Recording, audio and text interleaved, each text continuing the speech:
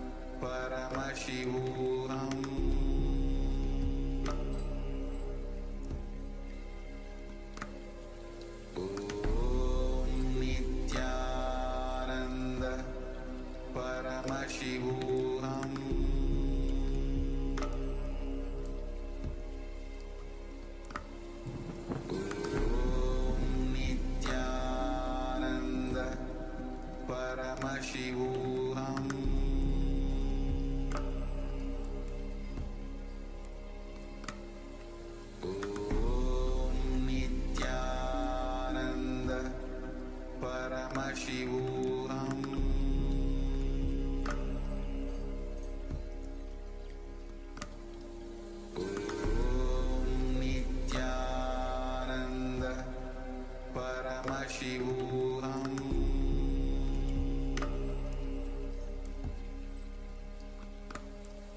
Om Nithyananda Paramashivoham.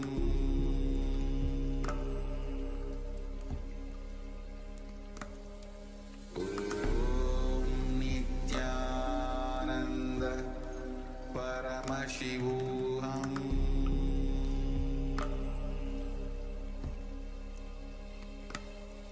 Om Nithyananda.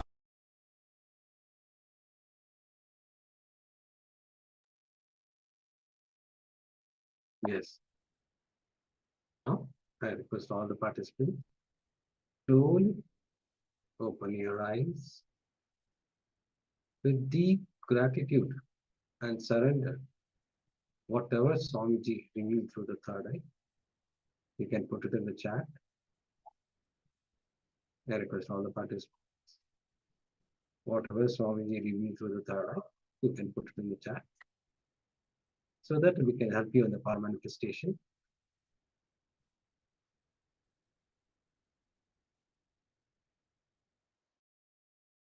I see some participants not switched on your camera. Please switch on your camera.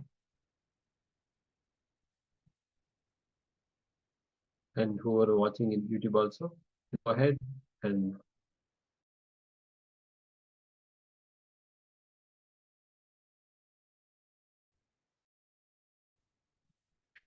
if you're following the program in the YouTube, please go ahead and put your hands off the list.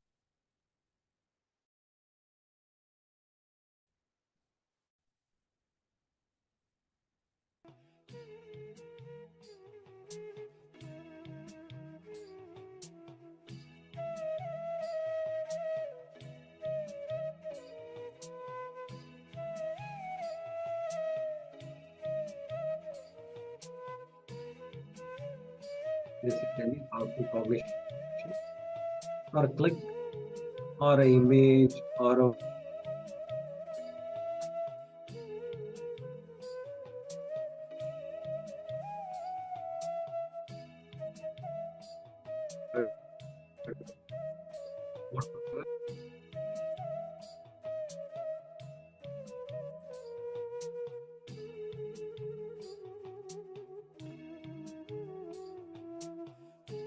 yes, now we're going to project the image.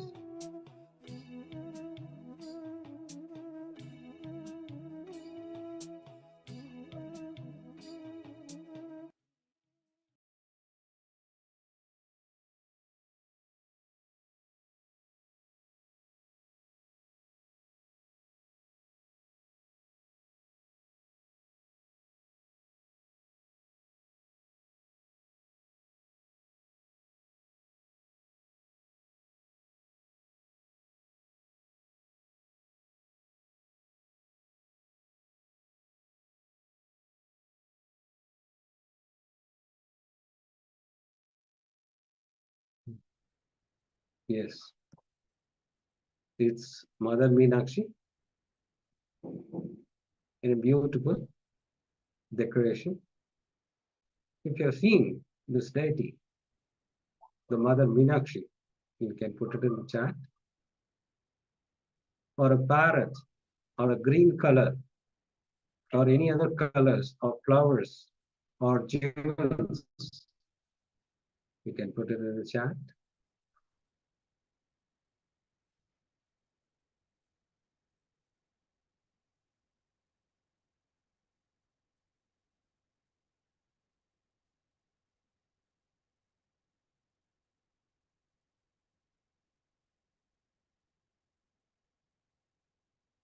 Yes, now let's enter into the next session.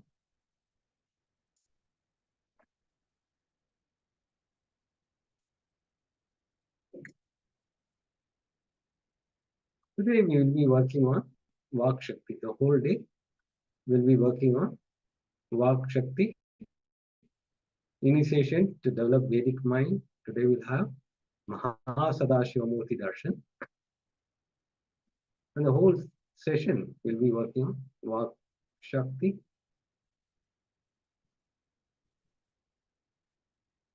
listening into your own listening.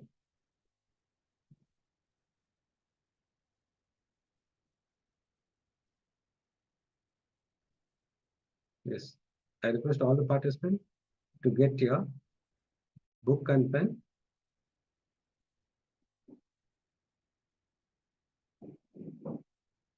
Just grab water, book and pen so that you don't move here and there. I request all the participants to participate sincerely.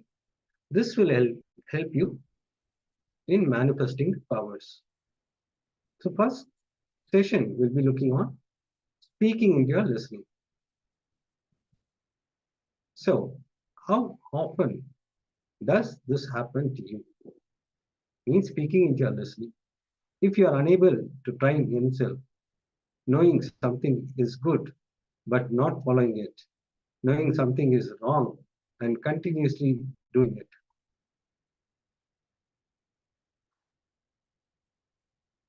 When you are not able to speak into your listening, you will not have any respect for your thinking. Understand? When you are not able to speak into your listening, you have no respect for your thinking. How much you respect your thinking, that much only you will be successful in your life. Many times you will see that there will be saying something in your mind and you will go opposite to that. So you are not respecting to your listening. How much you respect your thinking, that much only you'll be successful in your life. For an example, Swamiji, I know this is right, but I'm not able to do why, when, what to do. All this will take because you are not able to speak into your listening. When you speak into your listening, you will know how to speak into the other's listening. That is where it plays a major role. First, you have to start into your listening. Then you'll be able to know to speak into other. Speaking into your listening, you'll be more and more advaitic, authentic. Speaking into others' listening, you'll become more and more expansive.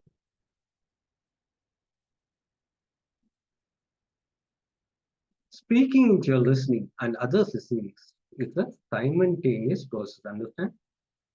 Speaking into your listening and others listening, simultaneous process, not part by part. It's a simultaneous process. Both should happen from powerful, complete space. Understand? This both should happen with complete, powerful space. Then there will not be boredom, tiredness when you speak into your listening. Listening to you is the first step in spirituality. Understand? Listening to you is the first step in spirituality. Now, whenever somebody is not listening outside, they are extension of you. They are not external, they are intra-external. I mean, inside you, if you have the same feeling of you not listening into yourself, you will project it outside also. When you tell somebody, that person won't listen to you. Nobody is external. Everybody is only extension. So when you provide authentic listening to others, you will learn the art of providing authentic listening to yourself. Yes, recently, Supreme HINDUISM said, all these patterns, whichever you are affected by, it is fed by the society. So when you provide authentic listening to others, then you will be able to provide authentic listening to yours. When you break the patterns of society, you'll be able to break your pattern inside.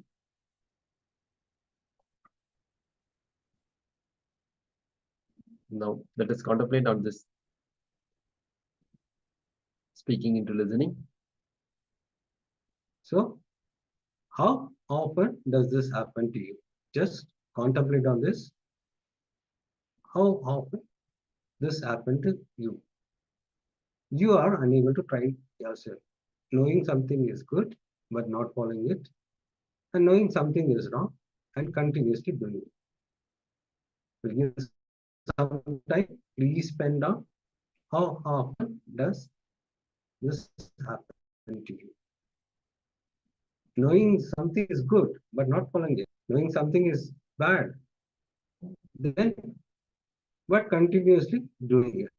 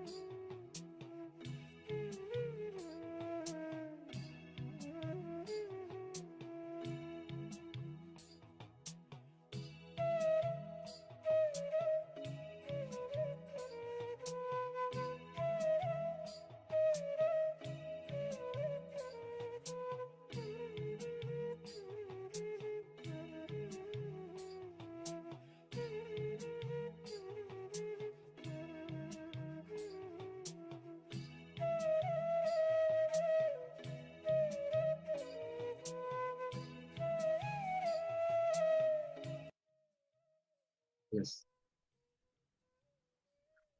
Now, after we understood about the speaking into listening, now let us enter into the inter-guided exercise, which is directly by Supreme Pontiff, who is going to take us to more and more deeper truths for us to internalize and understand how the speaking into your listening and others listening to manifest that in our life. Please be seated with the head, neck, and spine in straight line. Have your book and paper so that whatever powerful cognition revealed by Swamiji, you can put it. This will help you in manifesting your reality. So now let's enter into the intra section guided by the Supreme Pontiff of Hinduism, Bhagwan Sri Nithyananda Paramashivoham. Please sit straight.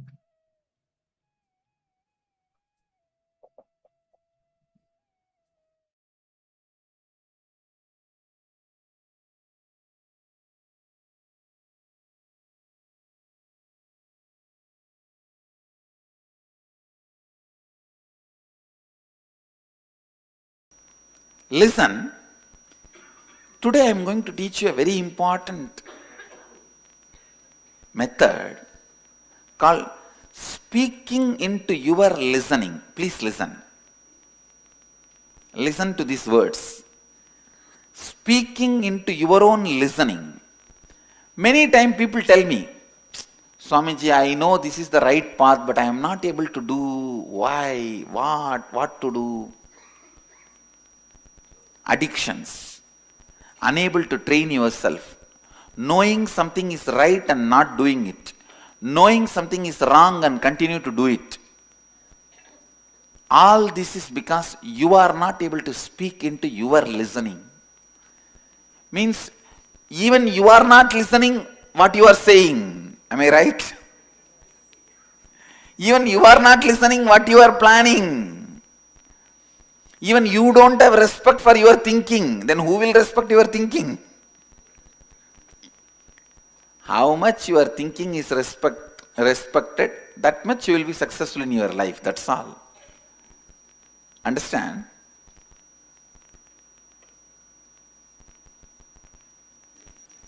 When you learn to speak into your listening, you will know how to speak into others' listening. Today I am going to teach you both. Speaking into others' listening, speaking into your listening. When you speak into your listening, you will become more and more Advaitic, authentic. When you speak into others' listening, you will become more and more expansive. How many of you understand what I am saying? See, life is all about speaking into your listening and speaking into others' listening. That's all. That's all.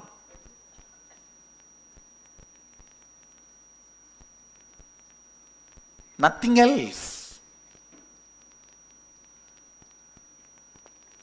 It is not just because I am in the speaking profession. Whatever may be your profession, it is nothing but speaking into yours listening, speaking into others' listening. Whether your family, love, life, friends, partners, business, team, wherever. Life is nothing but speaking into your listening and speaking into others' listening. Am I right? I have seen two doctors passing out from the same college. After 10 years, one is the owner of chain of hospitals.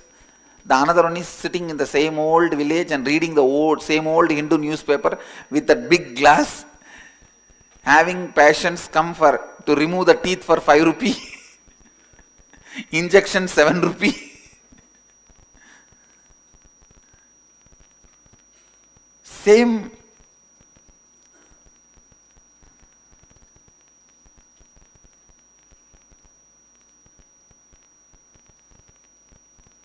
Same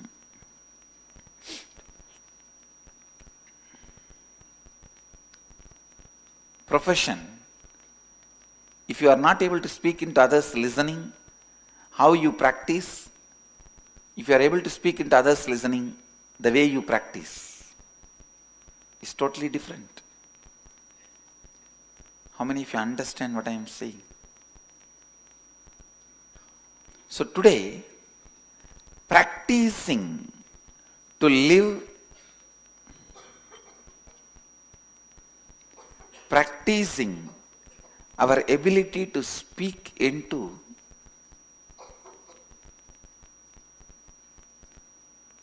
your listening and others listening. What do you think as the ultimate reality in your life? Can anyone shout out? Just shout out from there. Enlightenment, bliss. I can say bliss is the utility word of enlightenment experience. Enlightenment is bliss is like applied science. Enlightenment is original science. Pure science. Speaking into your listening, speaking into others listening. Now you all said, the ultimate reality is enlightenment. Today let us take few minutes. You pen down, listen. First pen down few ways how you are going to convince you, speak into your listening, that enlightenment is the ultimate reality, and how to make that as a lifestyle. Listen, first listen. Pen down something to speak into your listening. And second part, pen down how you are going to speak into the listening of your whole group and make them understand this is the ultimate reality. A small homework exercise. Then I will lead you to the main process. Just a small process. Understand? Listen.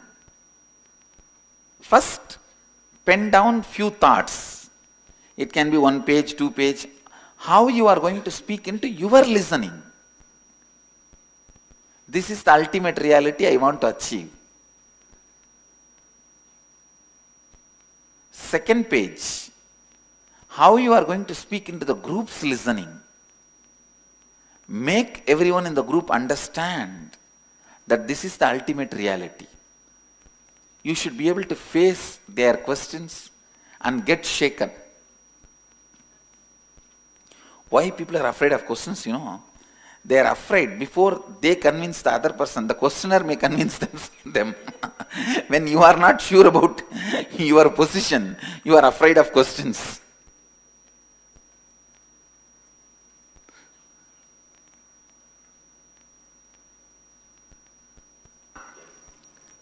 Few minutes, shall we do this homework?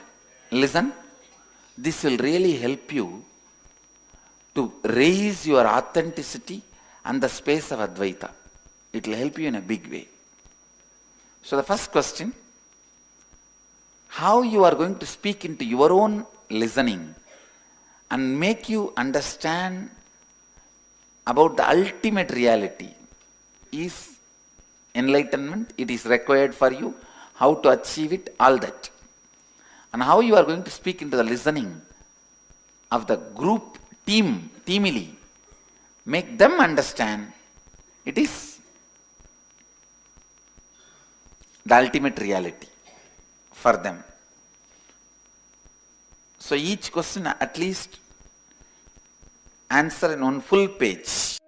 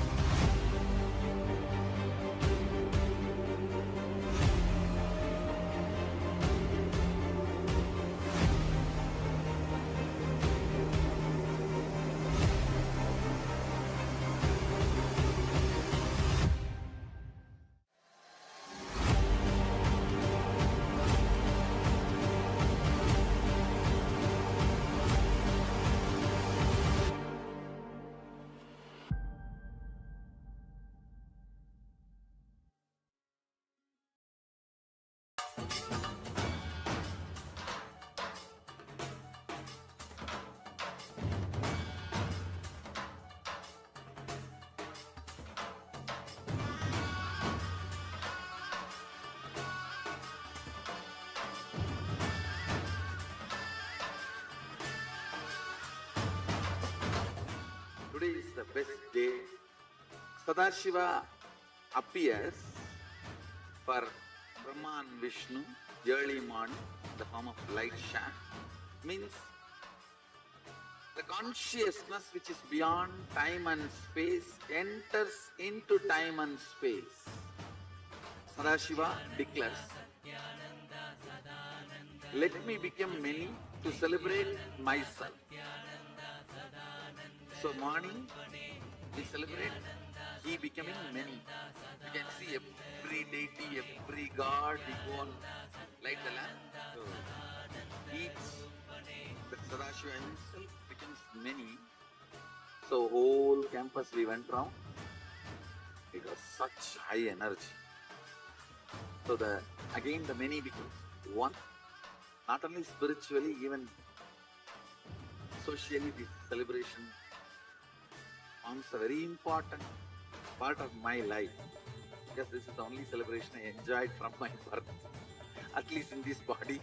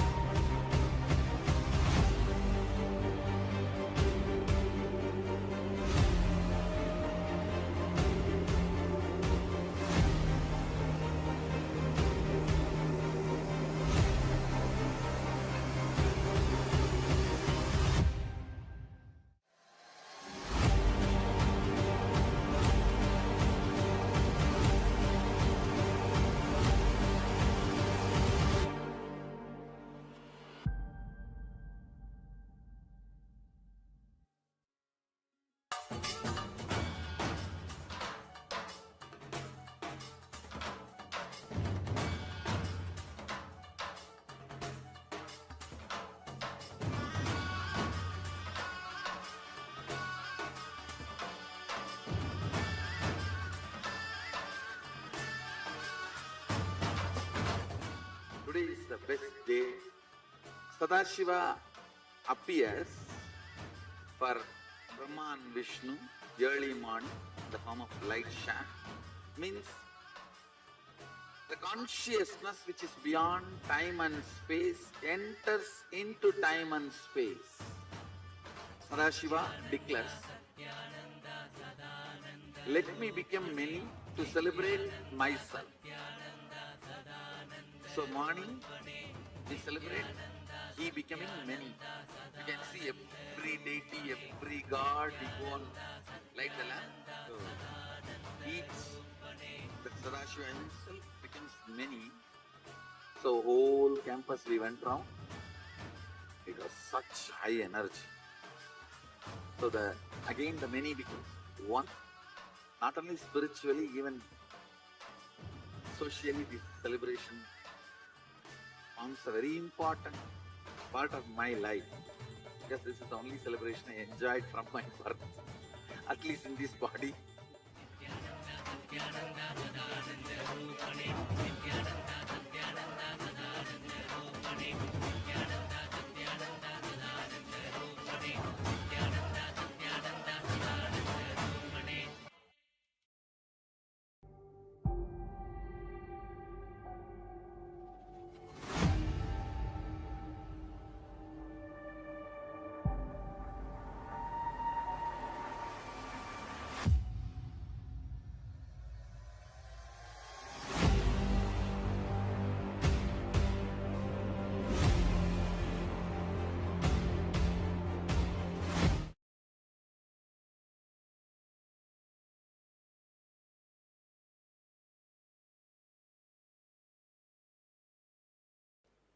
Please understand few basic things about communication. This is one of the thing which you do in your whole life but never get trained.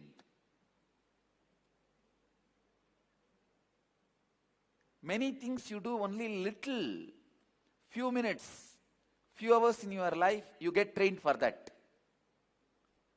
For example, eating. From the childhood, you get trained, and almost in India, each family, one person is wasted on it. Cooking. No, that is one of the biggest problem we have. We Indians need a separate person dedicated to keep that furnace alive continuously. Eating.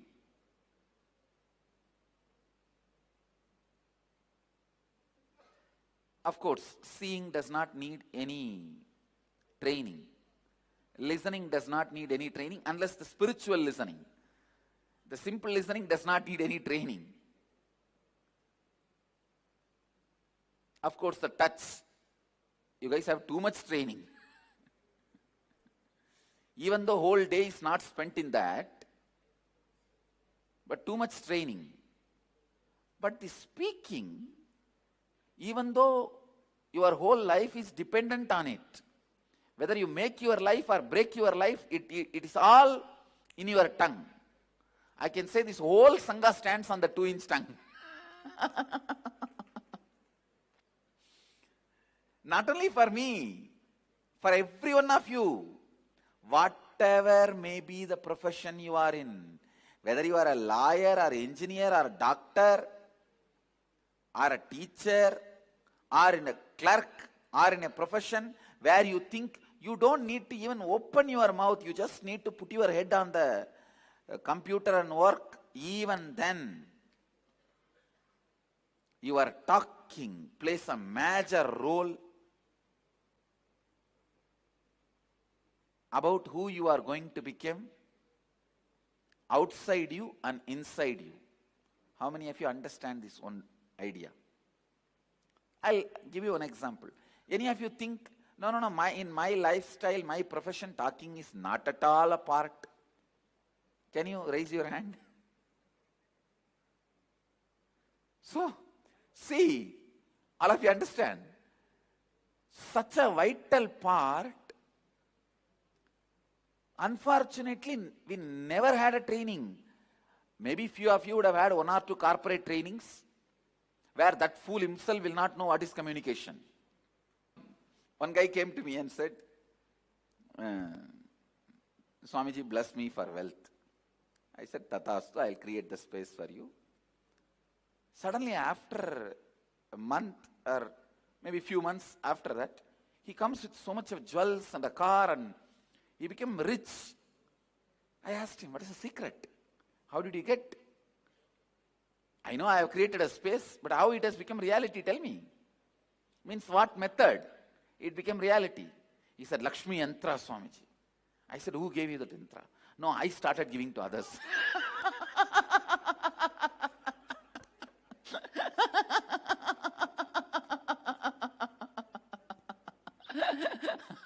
I started giving to others.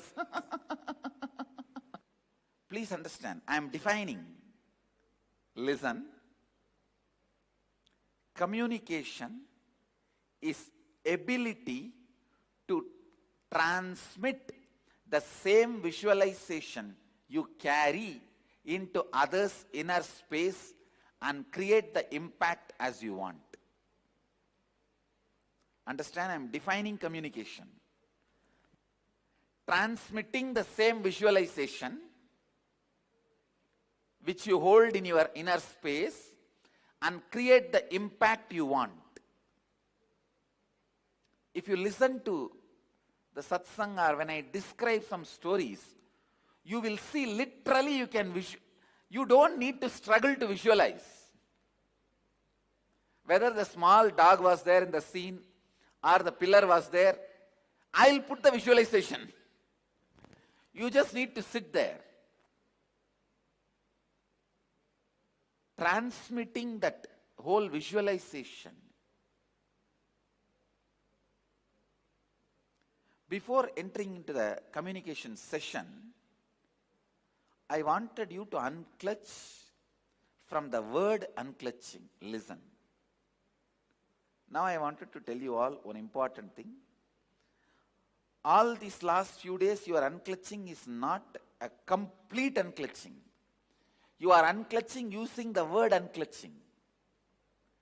It means, Ramana Maharshi gives a beautiful example.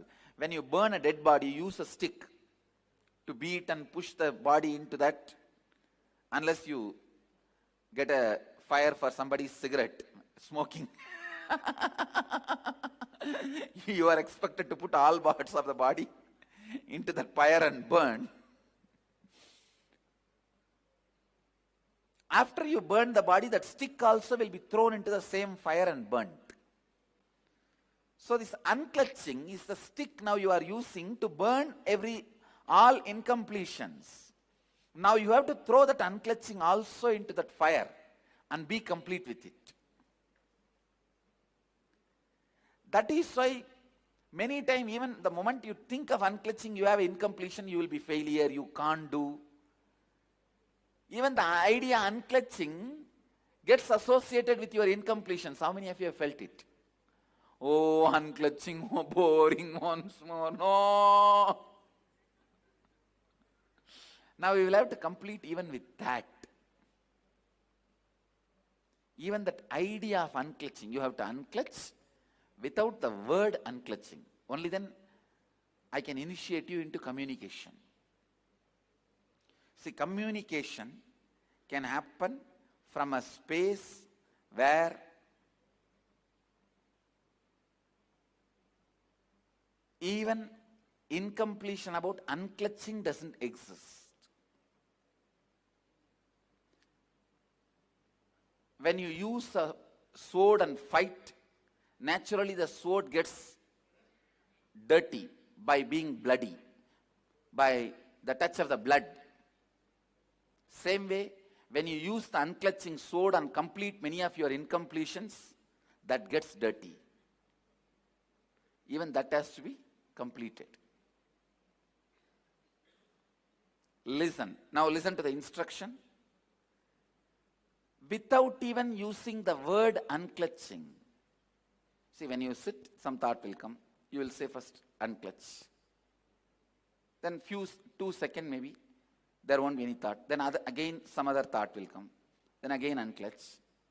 Again some other incompletion will come. Again unclutch. After a few seconds, there will not be any incompletion other than this unclutch idea. Unclutch from that also. Means increasing the gap between one thought and the other thought. All of you understand? Please listen. Are you all listening? Listen. First, the word unclutch. Unclutch.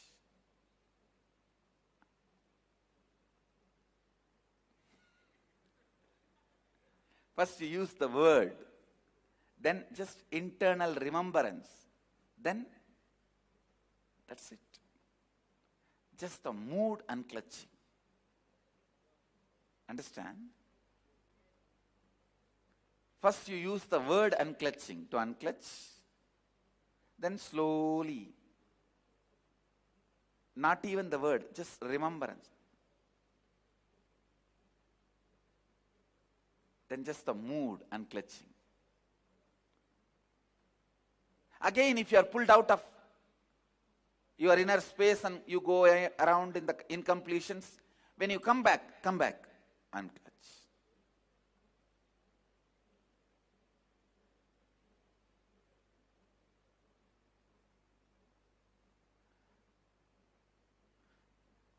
How many of you understand what I am saying? Unclutching using the word, then idea of unclutching, then just mood.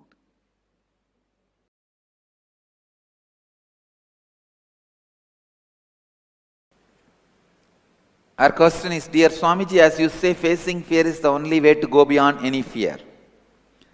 Kindly correlate practicing 4 tattvas and living without fear of any sort from now on. For example, from fear of public speaking going up to fear of death. You think public speaking is such a small fear? Aruna, you are wrong. Fear of public speaking is nothing but fear of losing your image, which is much worse than fear of death. At least after death, you know, I don't need to face these fellows. Nobody is going to come back and ask you, why did you die such a bad way? You could have died a little more gracefully. No, nobody is going to ask you. But everybody is going to ask you, why did you blabber your mouth so much? Why did you open your mouth and lose the little respect you had? Everybody is going to ask you. So fear of public speaking is much more than fear of death. Getting it?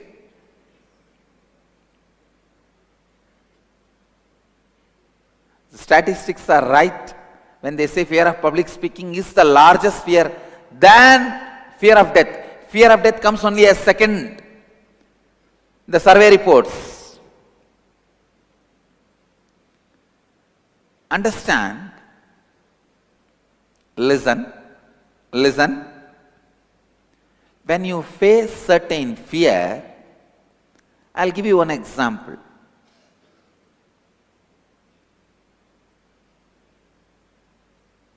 For example, fear of losing all your wealth.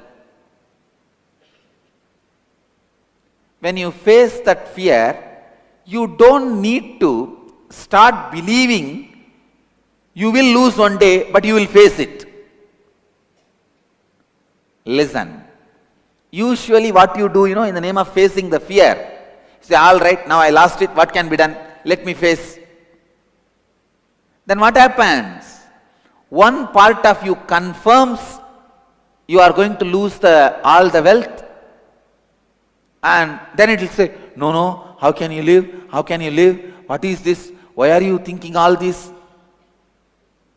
Listen. How many of you understand what I am saying?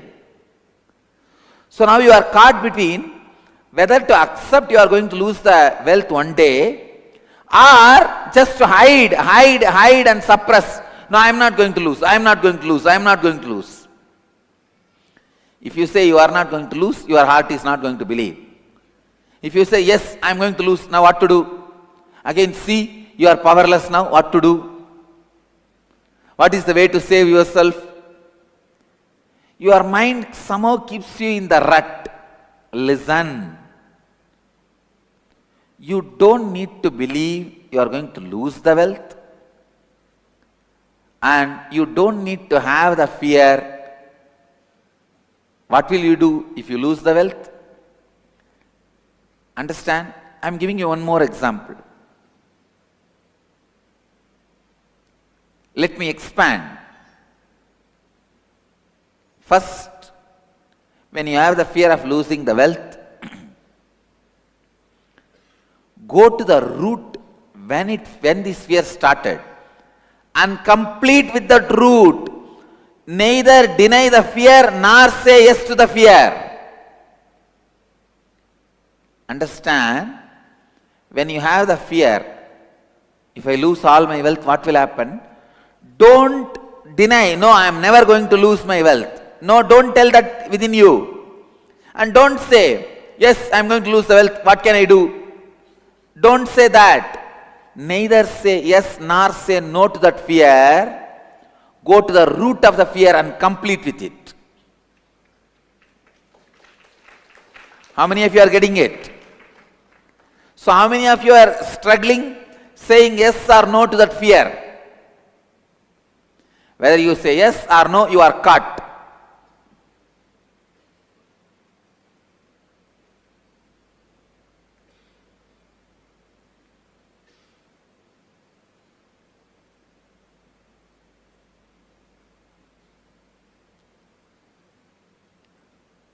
Listen, I'll give you one more example.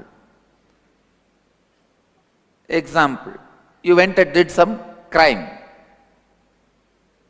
Now you are afraid, you may be imprisoned. If you say you are not going to be imprisoned, your heart is not going to believe. If it happens, what to do? If you say, all right, if you are imprisoned, it's okay, you say, I'll face it. Then again, oh no, you see, you are so powerless, your life is gone. What will happen to this? What will happen to that? What will happen to wife? What will happen to child?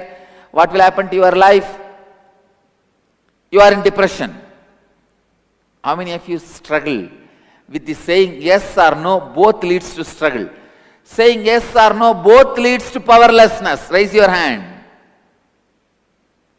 That is why I am telling you, fear is the most cunning guy. Whether you say yes or no, you are in mess. Don't say yes or no. Go to the root and complete. From where you start, come on, tell me that. Ask the fear, from where you start, come on, tell me that. Who are you? Who is your father? In India, we have the habit, in villages especially. For anything, they will first thing ask, who is your father?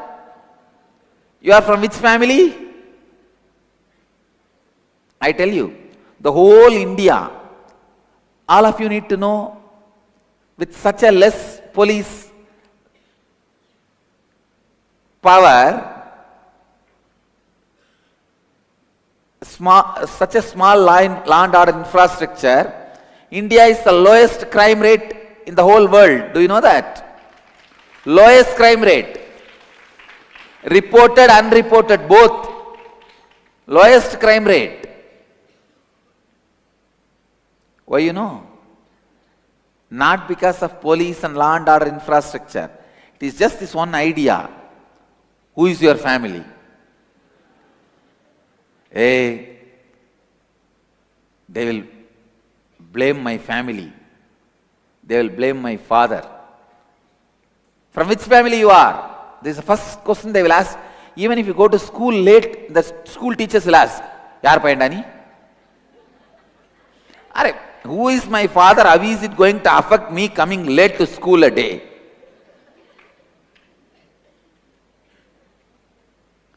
For everything, family will be held as responsible. So just that one pattern only keeps the whole India crime free, or lowest crime. Understand, whenever you need to face the fear, when I say face the fear, I don't mean accept the fear. No. Find the root of the fear and face it. Complete with it.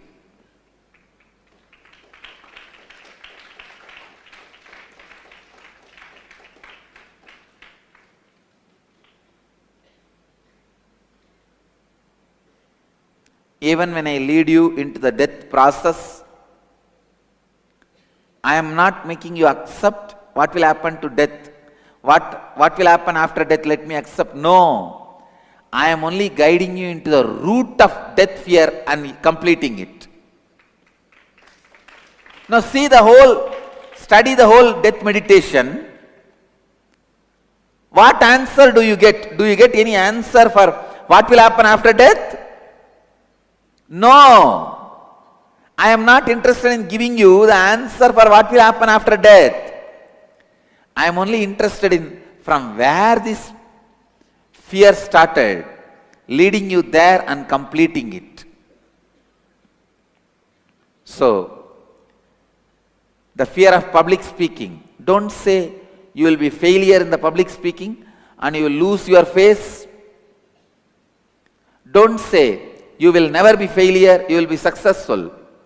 Just go to the root when that fear of public speaking started. When that started. This one thing I can never understand in my life is, what do they mean by fear of public speaking?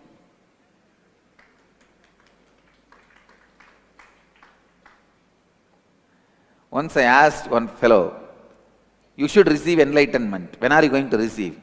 He said, tell me Swamiji, which shop it is available, I will go and receive. Like he can't understand What is enlightenment? Same way, I can't understand the meaning of the word fear of public speaking.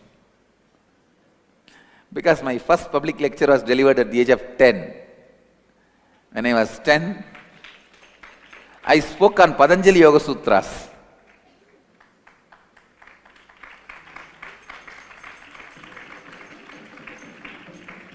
And now 35, last 25 years, I am continuing to be in the public, and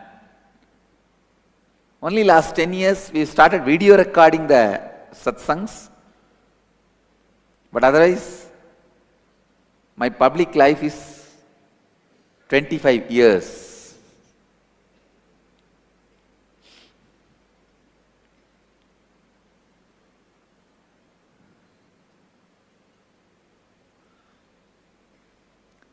Fear of public speaking is nothing but fear of talking to yourself. First, bring integrity with what the word you utter to you. Then you will understand the fear of public speaking will disappear. It will disappear.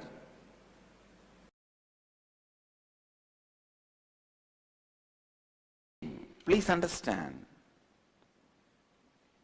let your every decision, every moment, every action, every moment, every word, every moment be aligned to what you authentically listened and what you authentically internalized.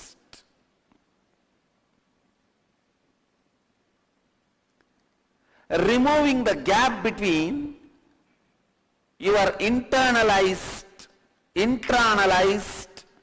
great truths and your living. Please understand.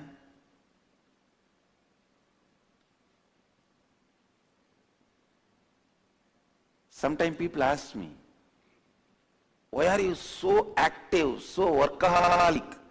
Practically 20 hours a day working, Swamiji.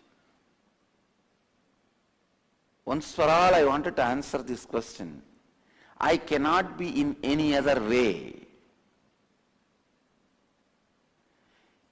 If you authentically listened, if you have done shravana, listening authentically, manana, internalizing authentically, you will be radiating authentically. Nothing can be done about it.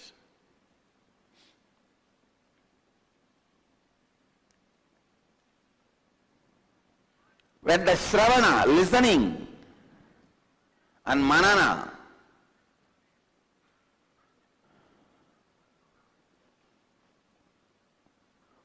internalizing happens authentically,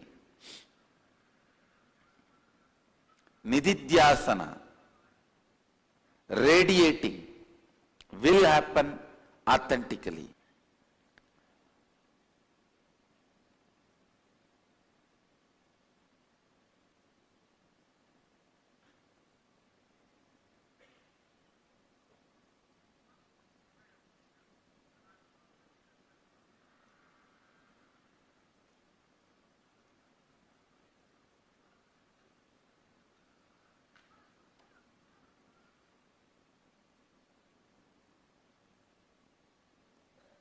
Internalizing and radiating. Please listen.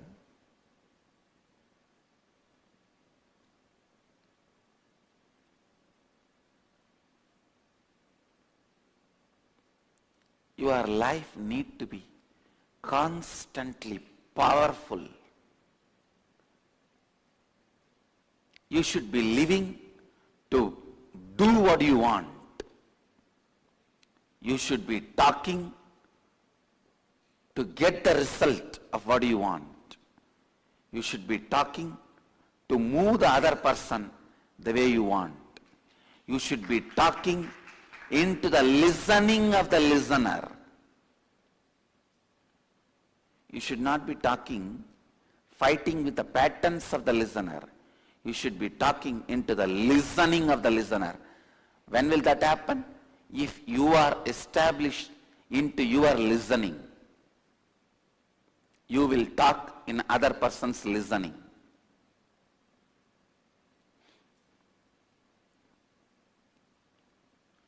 If I have to simply translate the word radiating in a very colloquial way,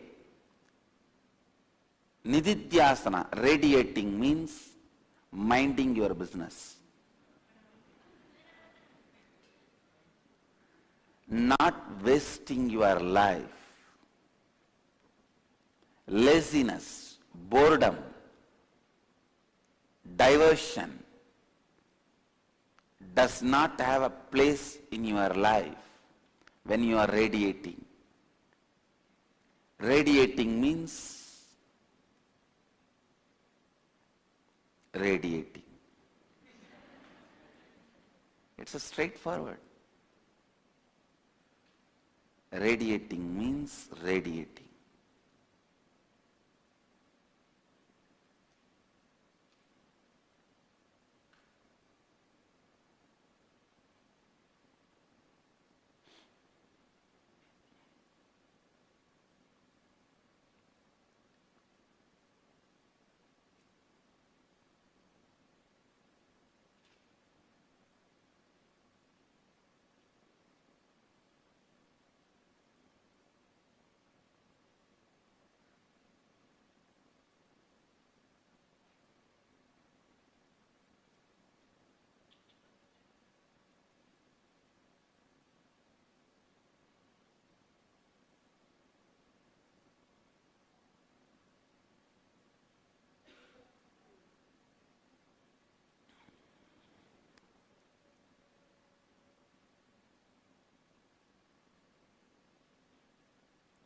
Live your life intensely. Live your life authentically. Live your life with the strength. Live your life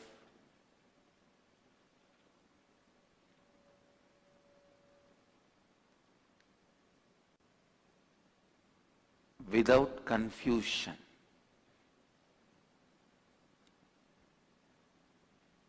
First thing you need to learn to radiate. For Nithyananda, the first thing is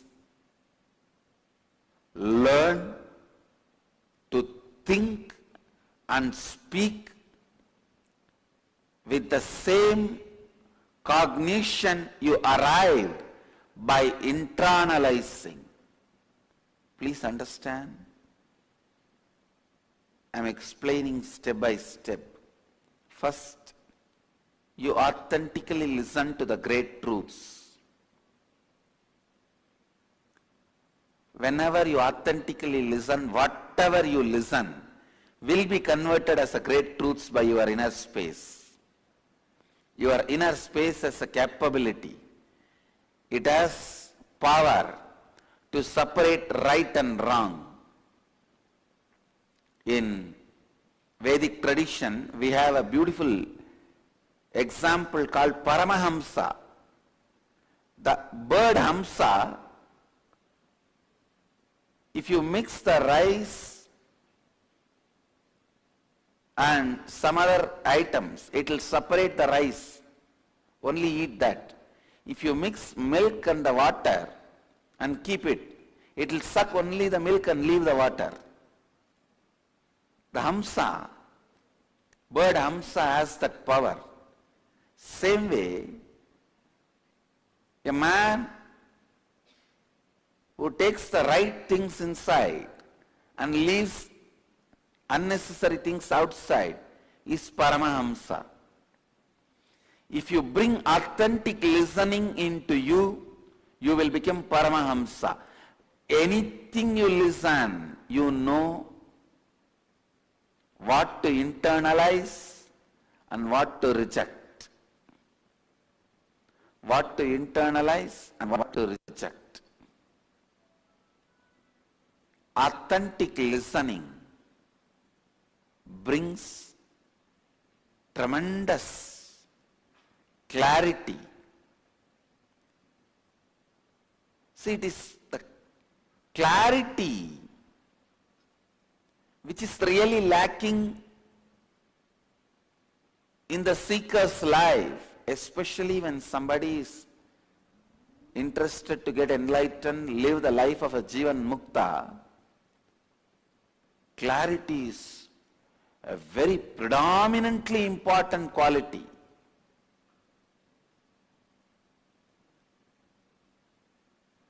Very predominantly important quality. Please listen. Clarity. Shankara has written a separate book on this subject, Viveka Chudamani. The whole book is on clarity. Authentic listening leads to clarity, and internalizing, manana, leads to cognitive shift. If you don't live that cognitive shift powerfully, you will lose it. Please understand. Powerfully living the cognitive shift is what I call radiating. I tell you, how to find out whether you are radiating or not. Simply life around you will constantly be getting enriched. That is the signal. If the constant enriching is happening, then you are radiating.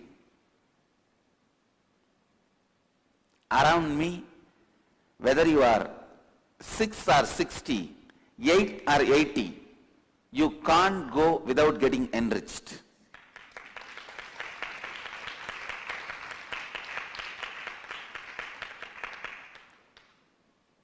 Radiating means such powerful body language, such powerful words, such powerful thinking.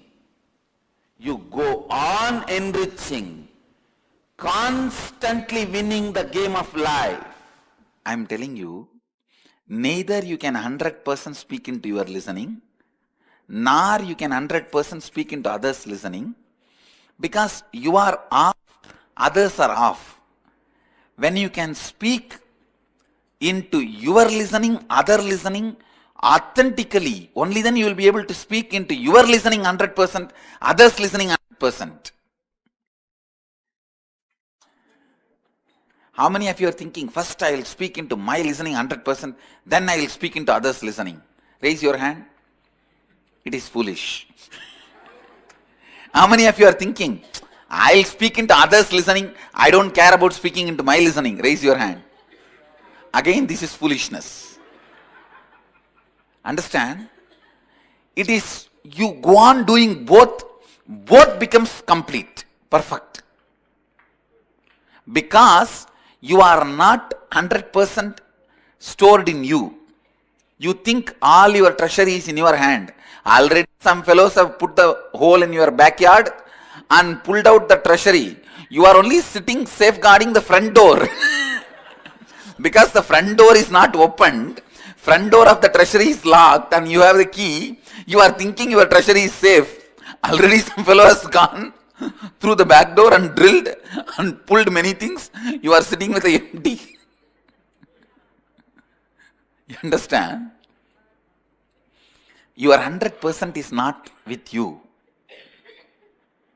Same way, your 100% is not with others.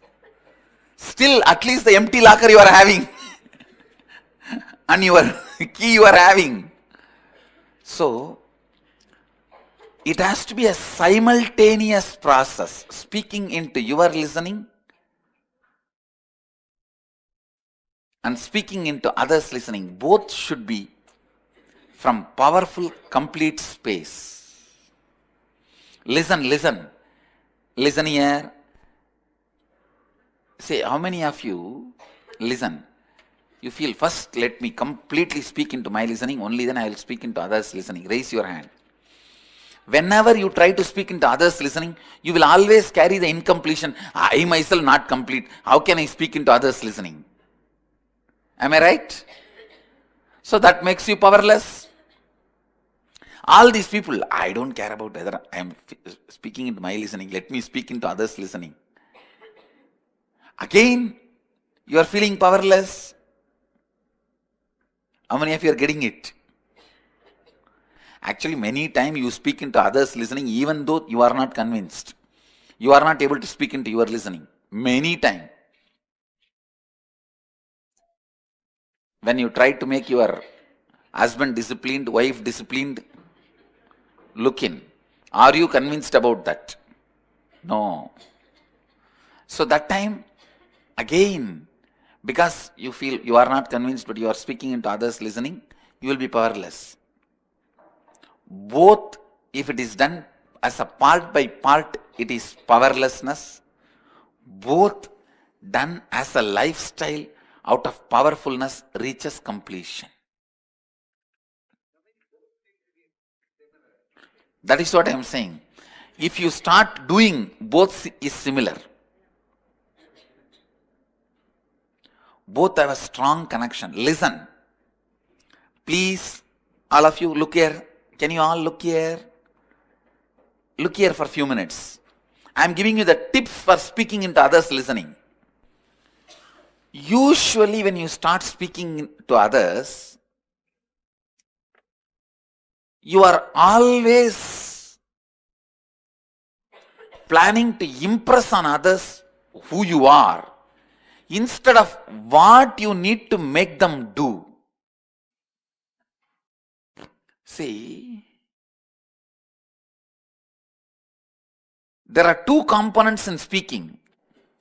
Moving them to do what you want and trying to impress them about you. Impressing them about you should be only for moving them to do what you want. But most of the time, you try to impress them about you, and the funny thing, whatever way you try to impress them about you, you are not impressed about that. Still you have doubt about it. That is why you project your SDHD on them and make it as ADHD. Understand? Attention deficiency happens in the other person. ADHD happens only when you have SDHD. When your statements are from SDHD, means self-doubt. You are not completely convinced. You try to project that on the others, using the same concept and try to impress them. Other person will not be giving you attention. He will not be giving you listening. You will not be speaking into his listening. You think he has ADHD. No, you have SDHD. ADHD happens in other person if you have SDHD when you speak. How many of you understand what I am saying?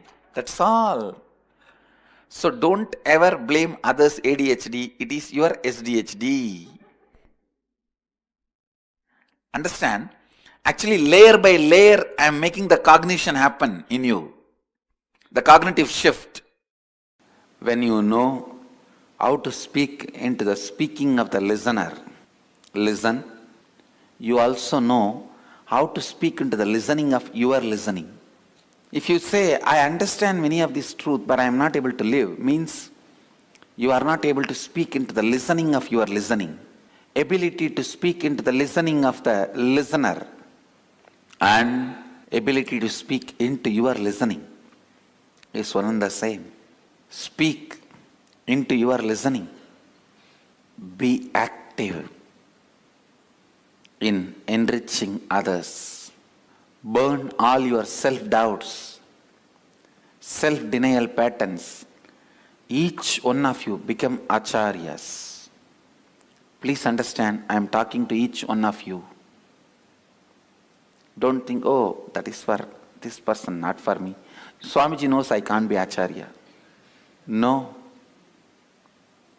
I know every one of you can be acharya. That is what I know.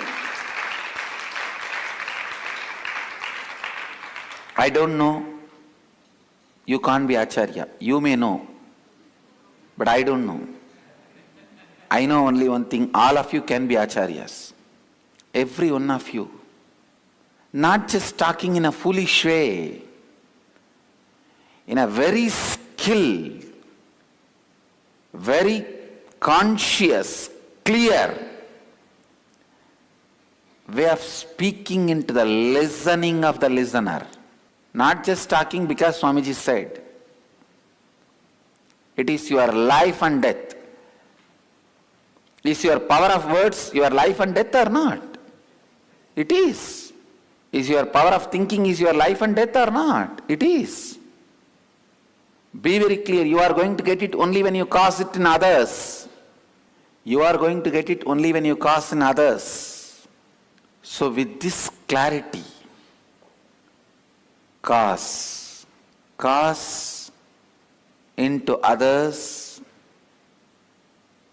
with this clarity, cause, power of thinking, power of feeling, power of words, power of living into others, because only how much you cause in others is going to happen in you. Again, sit. Let me mirror the neuron activities into your brain. That is the best form of initiation. Let the Upanishad happen. Please sit straight. Close your eyes. Declare to yourself and others, I will cause all these four powers to happen in everyone in the world. I'll be a cause for it. I'll cause it. I'll speak into the listening of the listener. Let all these four powers be cast in you and in others.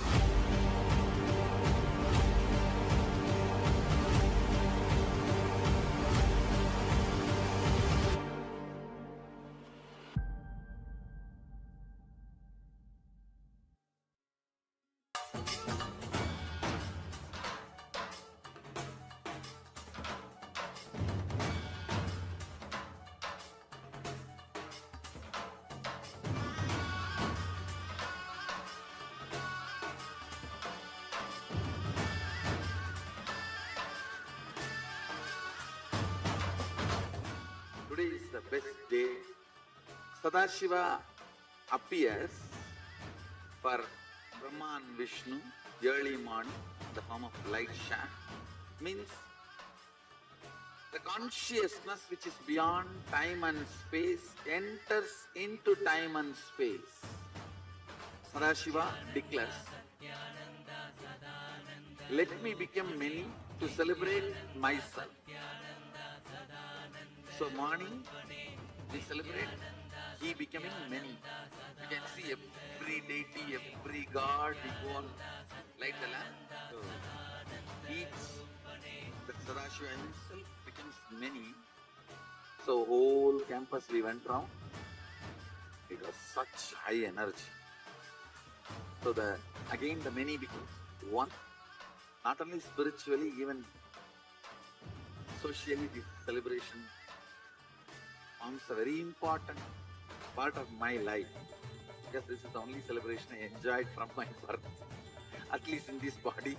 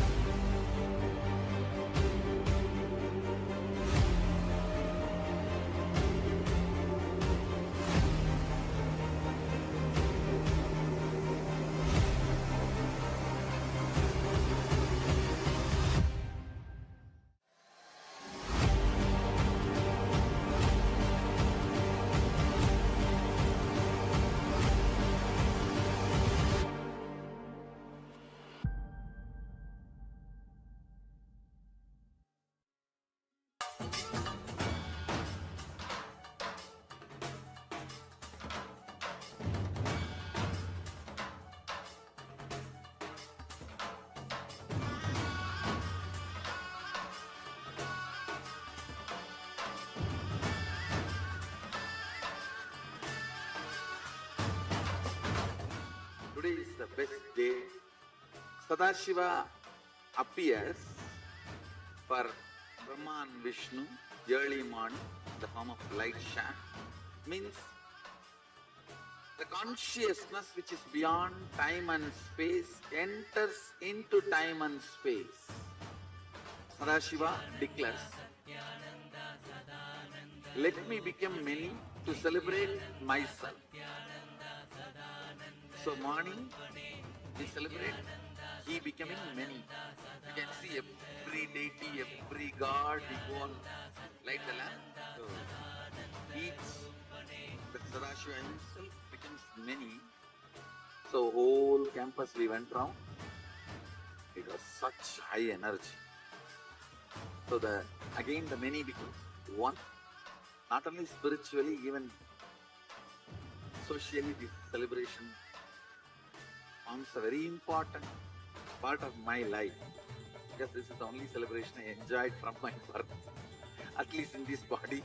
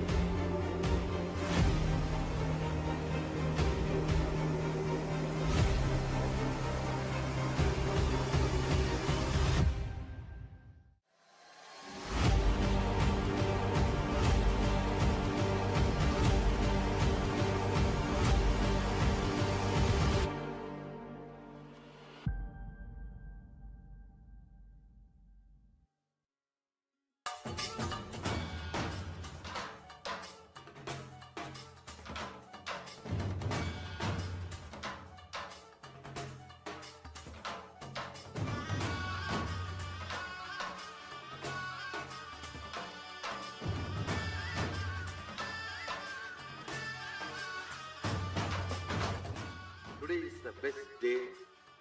Sadashiva appears for Brahma and Vishnu early morning in the form of light shaft. Means the consciousness which is beyond time and space enters into time and space. Sadashiva declares, let me become many to celebrate myself.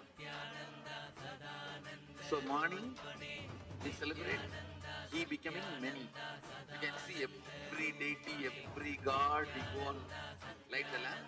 So each, the Sadashiva himself becomes many. So whole campus we went round. It was such high energy. So again the many becomes one.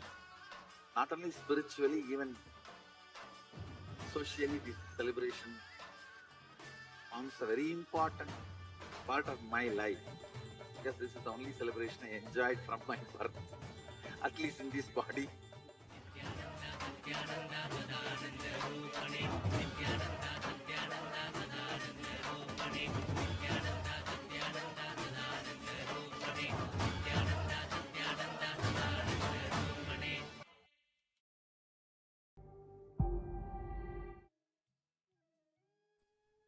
Thanks. Nithyananda, everyone. Now we learn about listening to ourselves and listening to others. How is that related? Why is it so important to be in listening to yourself?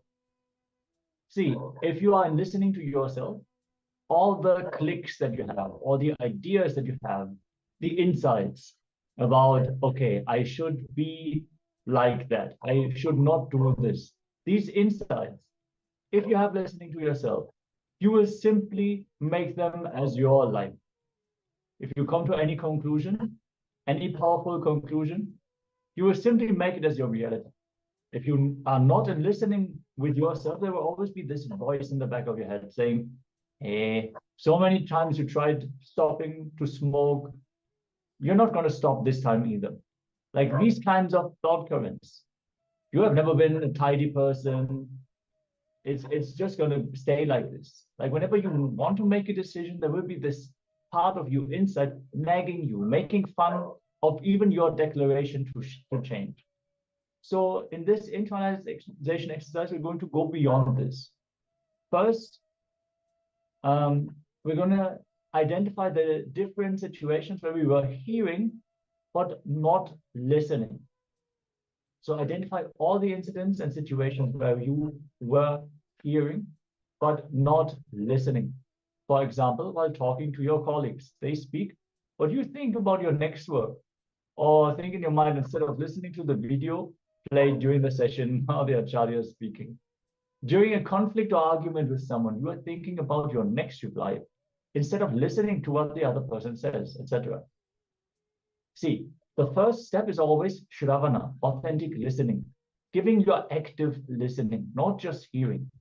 Listening is when you remove all the ideas, all the concepts, all your knowledge that you already have, and you just take up the information first. If you don't do that, you will always immediately filter out information before you even receive the entire concept that the other person is trying to convey to you. So first, authentic listening without any judgment. Then manana, internalizing, intra-analyzing, analyzing for the sake of internalizing. So whatever you receive from that other person, churn it in your inner space and see what you can resonate with, what you can apply, what you can verify. So if you don't listen fully, you're going to miss what the other person is trying to say, trying to tell you. And then in the internalization, it doesn't mean that you have to accept everything that the other person is saying, but first you should hear what they want to tell, right? First you should grasp what is it that they want to convey. Then you can go and analyze it, see how much truth is in there. But if you don't listen from the get-go, you won't be able to even cognize what they are actually trying to convey to you. So look into all the incidents and situations where you are hearing, but not listening. Let us take a few moments and get ready for the first step of this exercise.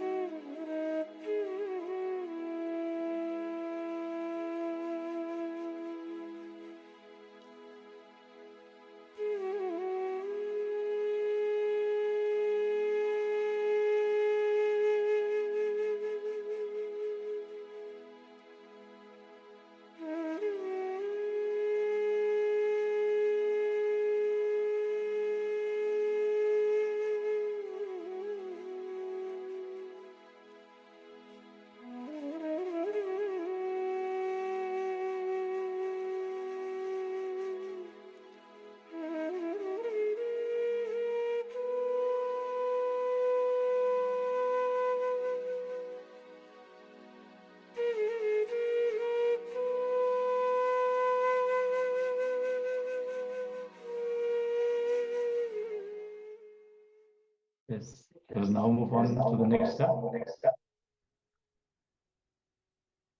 Yes. Now, for each of the incident and situation, you will identify, pen down what you think about or what incompletion you go through instead of listening. For an example, thinking about your next task. What do you plan to do afterwards? Feeling restlessness or irritated.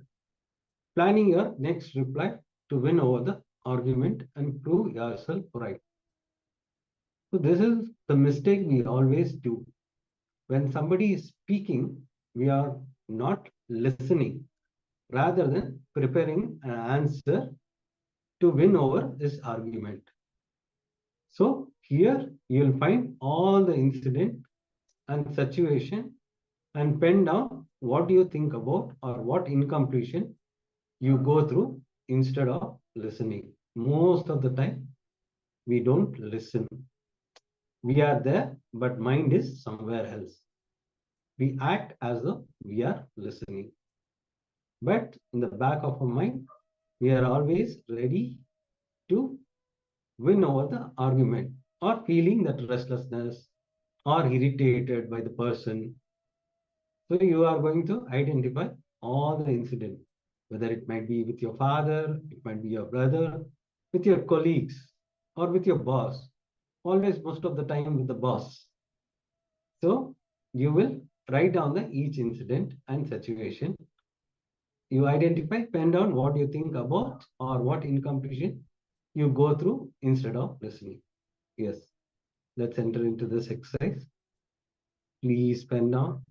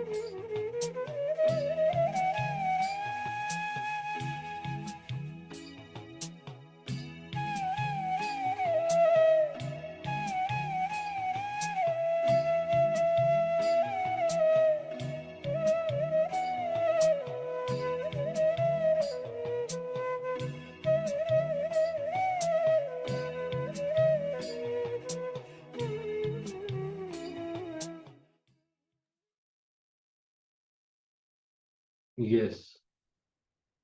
Now, notice how irrespective you are when you are not in the space of listening. Understand? How irrespective you are when you are not in space of listening. Irreceptive. Sorry. It is irreceptive you are when you are not in the space of listening. Complete with all the incompletions you wrote in step 2 and decide to be in a space of listening in all the situation from now onwards. Understand? You are going to internalize this exercise, how irreceptive you are when you are not in a space of listening, and you will complete with all the incompletion you wrote in step 2 and decide to be in a space of listening in all the situation from now onwards. Let's take few minutes to pen down with all the incompletion.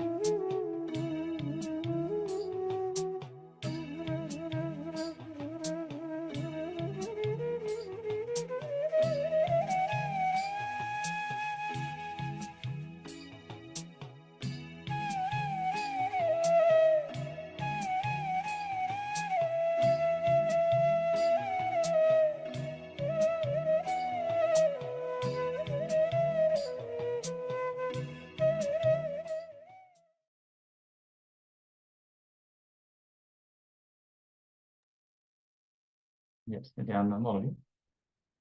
With this, let us now get ready as we are moving forward to the next round of today's power manifestation. So, requesting all of you to settle down and come on camera. We're manifesting the power of the Ashtamahashaktis, continuing the manifestation of the 8 great powers. So, get ready.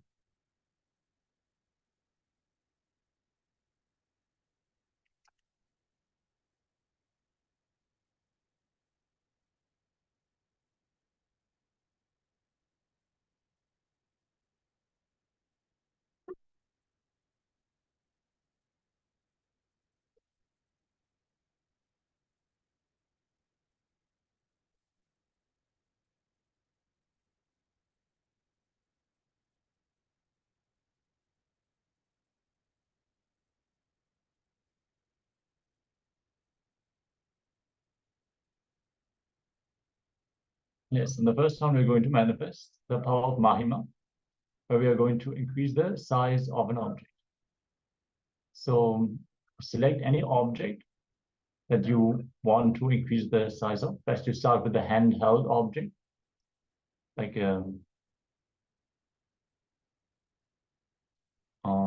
anything that is small, like a pen or a coin, something of that nature. And then take the first measurement of that object.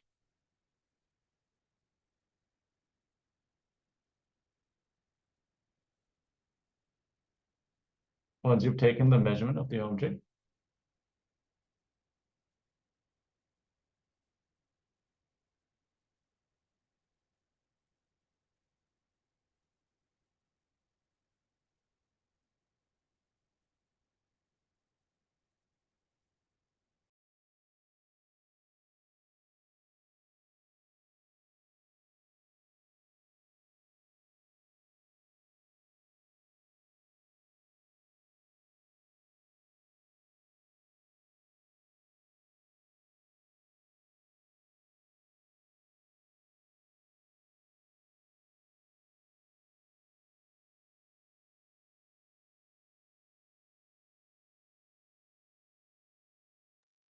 yes, once you have selected the object and you've taken the measurement, you can declare by how much you want to increase the size of the object. Let's say the pen or pencil is 10 centimeters long. You want to increase it by 1 more centimeter. So after you've taken the measurement, make the declaration, and let's connect to Swamiji and get ready to actually manifest this power. Yes. Now, sit straight with your head, neck, and spine. Visualize Paramashiva has come down as Bhagwan Sri Nithyananda Paramashiva from Kailasa. Remember Swamiji through the third eye. Sit with the powerful cognition and meditate intensely on Nithyananda Paramashiva. And anything else you think as your identity, just drop it. Just drop all the identities and remember Swamiji and chant the Mahavakya intensely. Om Nithyananda Paramashivoham. Om Nithyananda Paramashivoham. Om Nithyananda Paramashivoham. Be in that space of unclutching, from the space of oneness. Keep chanting the Mahavakya intensely. From the space of oneness, experience the powers of Paramashiva. Intensely vibrate with this Ajapa Japa Om Nithyananda Paramashivoham. Now let us enter into this power manifestation.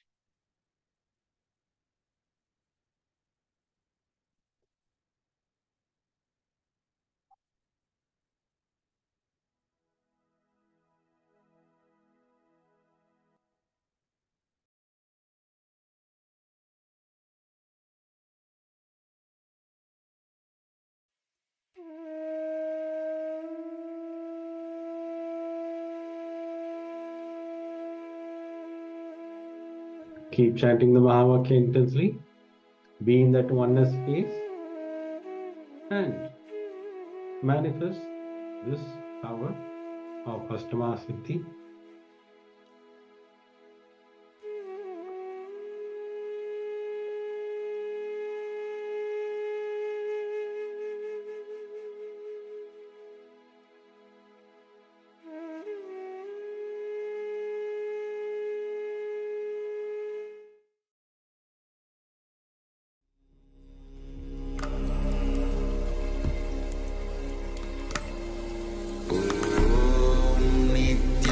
Nithyananda Paramashivoham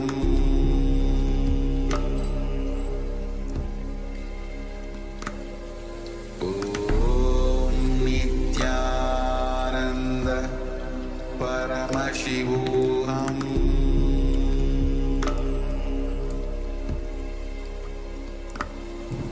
Om Nithyananda Paramashivoham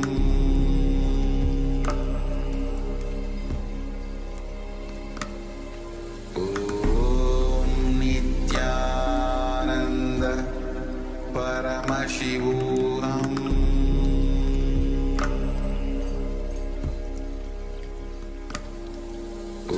Om Nithyananda Paramashivoham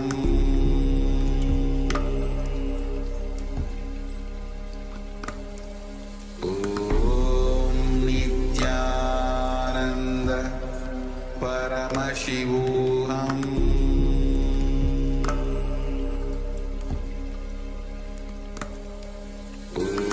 Om Nithyananda Paramashivoham Om Nithyananda Paramashivoham Om Nithyananda Paramashivoham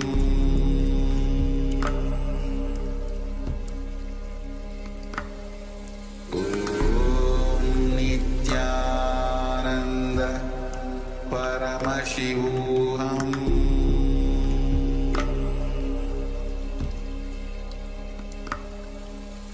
Om Nithyananda Paramashivoham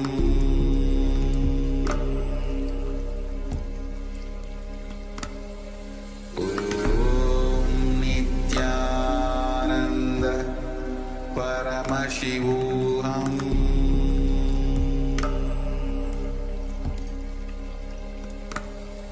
Om Nithyananda Paramashivoham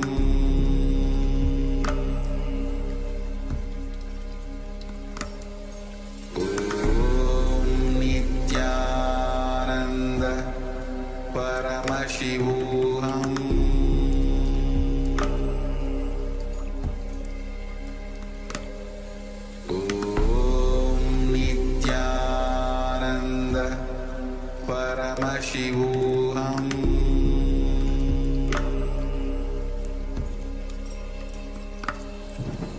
Om Nithyananda Paramashivoham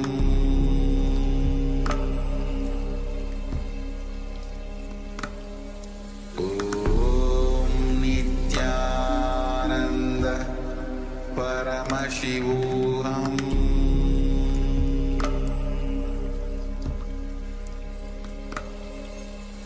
Om Nithyananda Paramashivoham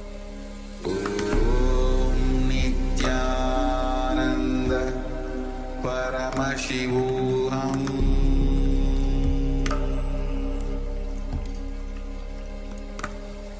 Om Nithyananda Paramashivoham.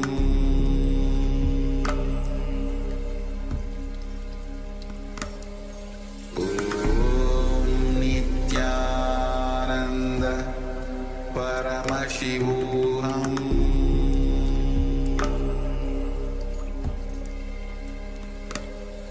Om Nithyananda Paramashivoham.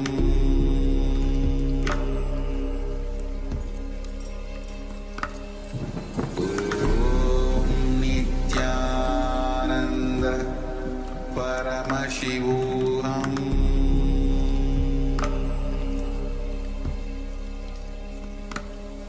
Om Nithyananda Paramashivoham.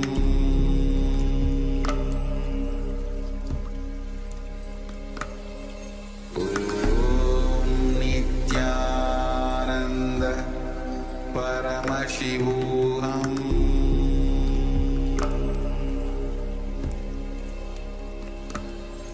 Om Nithyananda Paramashivoham.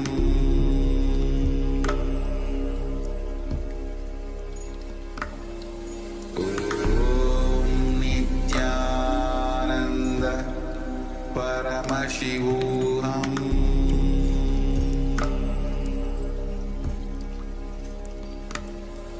Om Nithyananda Paramashivoham.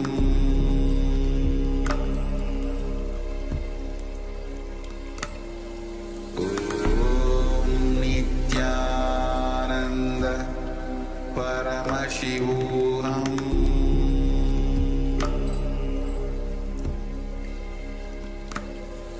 Om Nithyananda Paramashivoham.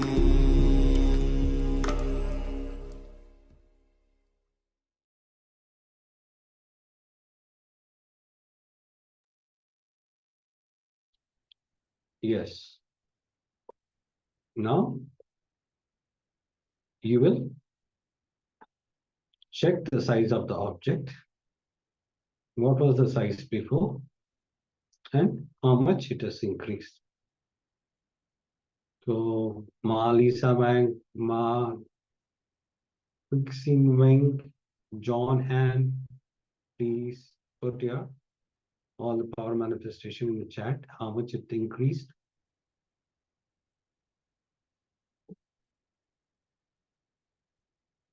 I request all the participants to sincerely participate so that you can manifest these powers. If somebody is swimming, if you see them, you'll be able to swim. The mirror neurons happen. Same way, if some of the participant is manifesting a power, same thing, the mirror neuron will happen to you. That is why we suggest all the participants to participate sincerely in the power manifestation so that you will mirroring the neuron. If anybody is able to manifest, you have the possibility to manifest those powers. So I request all the participants sincerely put whatever the power manifestation. If you have increased the size of an object or decreased, please put it in the chat.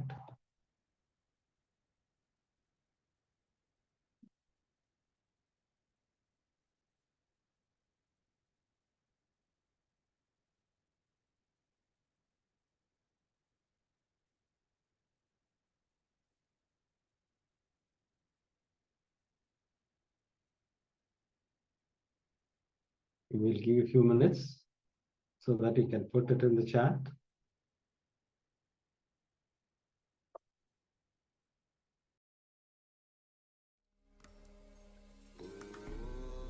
Nithyananda Paramashivoham.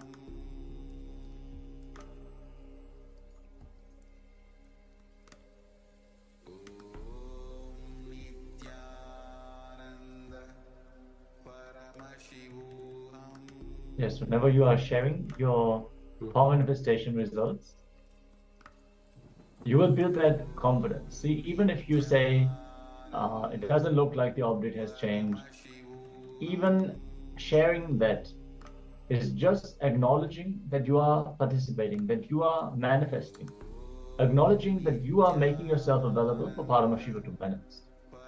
So then all you need to do is manifest more power. So you should want to express yourself, you should want to share. Then that excitement that's going to come when you actually manifest the power, when it actually expresses fully, if you share that also, then you will inspire others to join you, others to manifest as well. So yes, they will also celebrate with you. See, the moment you manifest the powers, they'll be also able to manifest the powers. If you are not able to manifest the powers, just declare, because you are in Nithyananda Sabha. Swamiji is going to hear you. So if you pray sincerely, it will manifest. The only thing is required is the bhakti and the surrender to Swamiji. Because you always think about you, not about Swamiji.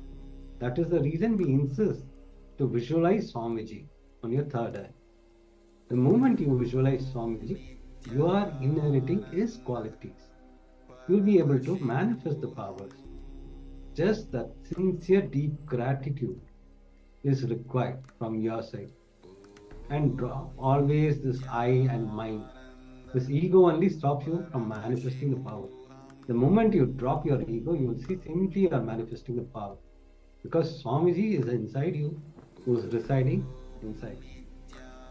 The Paramashiva will manifest the power through you. So do it sincerely, have that gratitude.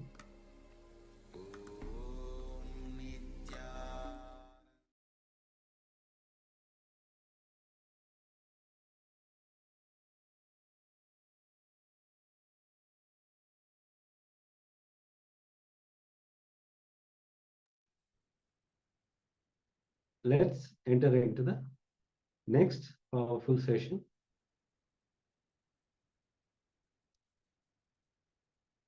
we're going to learn how everything that we experience is our very own expression, our very own extension. Everything that we are experiencing in our life emerges directly from ourselves. So what we see on the outside is not something that is happening to us. It is something that is happening from us. Swamiji is going to share the various different powerful cognitions.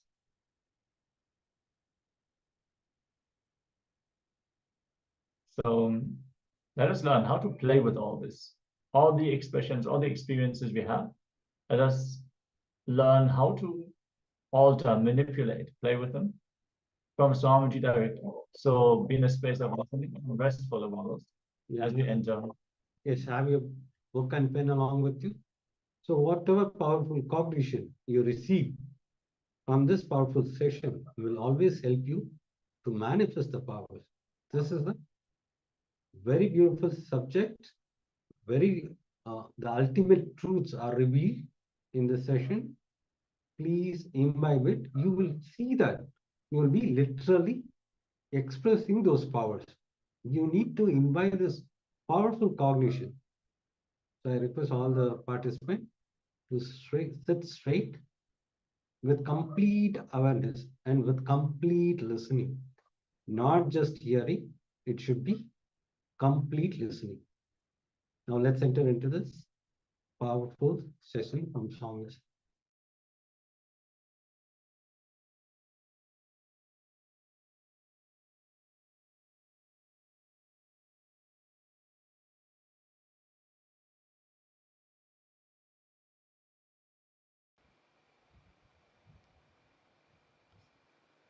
Now listen to this thought current. Everything your life is made of is your very expression. Listen, everything your life is made of is your very expression, experientially playing with them, changing them, altering them, manipulating them is powers, siddhis. Understanding, no need to play with any of this.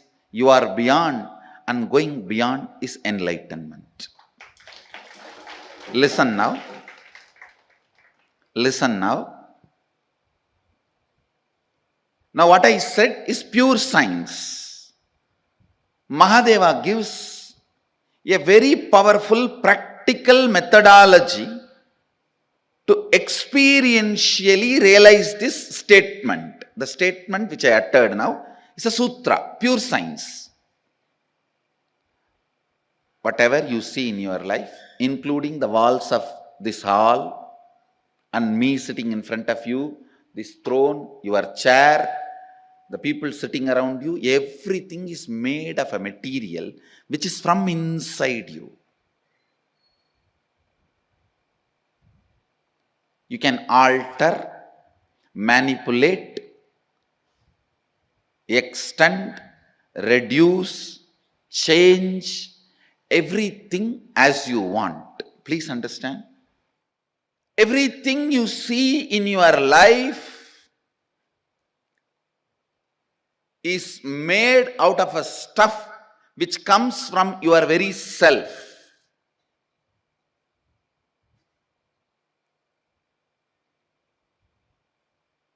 The wax, the material in which your waking state is made and your dream state is made,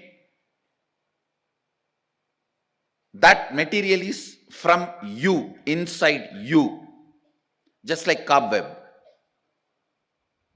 It's from you, the material is manifested. Listen. Listen. How this can become our realization? How this can become our realization? This thought current now which I said is a pure science. Now Mahadeva comes next to applied science. How to make that into reality for you and how to use that in your day-to-day life. It's a very beautiful revelation. Listen. Mahadeva says,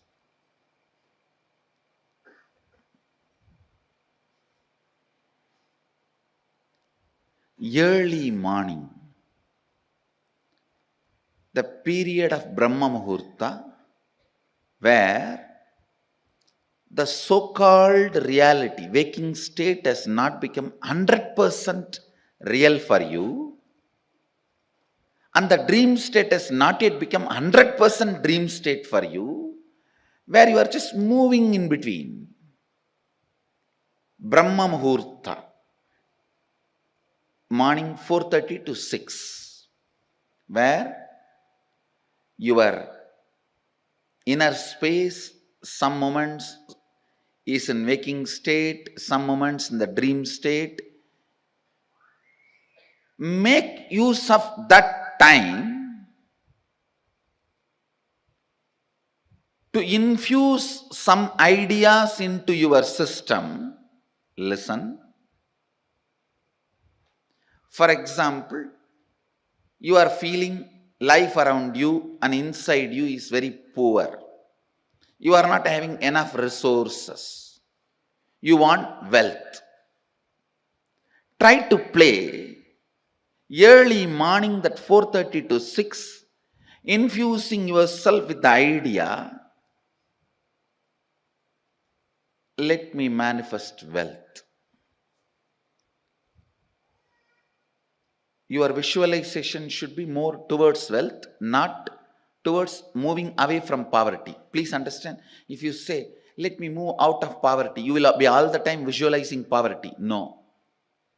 Move towards wealth, visualizing wealth. The first thing will happen when you consciously play with your Brahma Muhurta consciousness. That is a unique consciousness. That's a unique time and space where you are neither fully awake, nor fully sleeping, nor fully dreaming.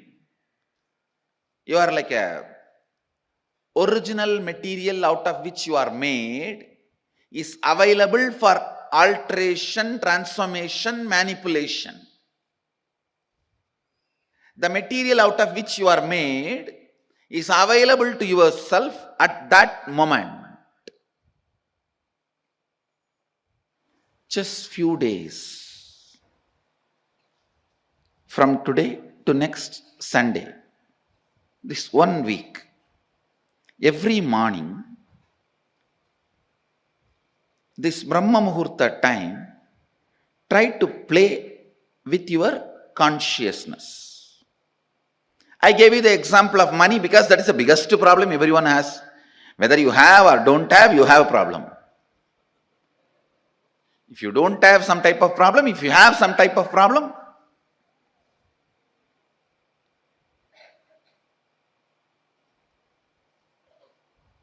you can work on even your health.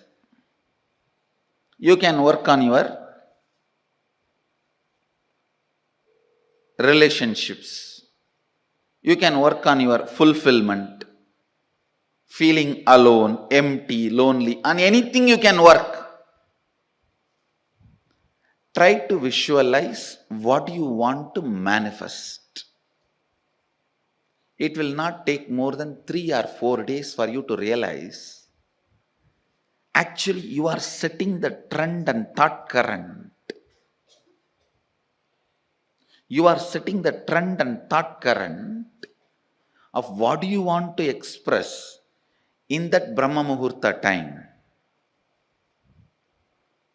Sleeping during that time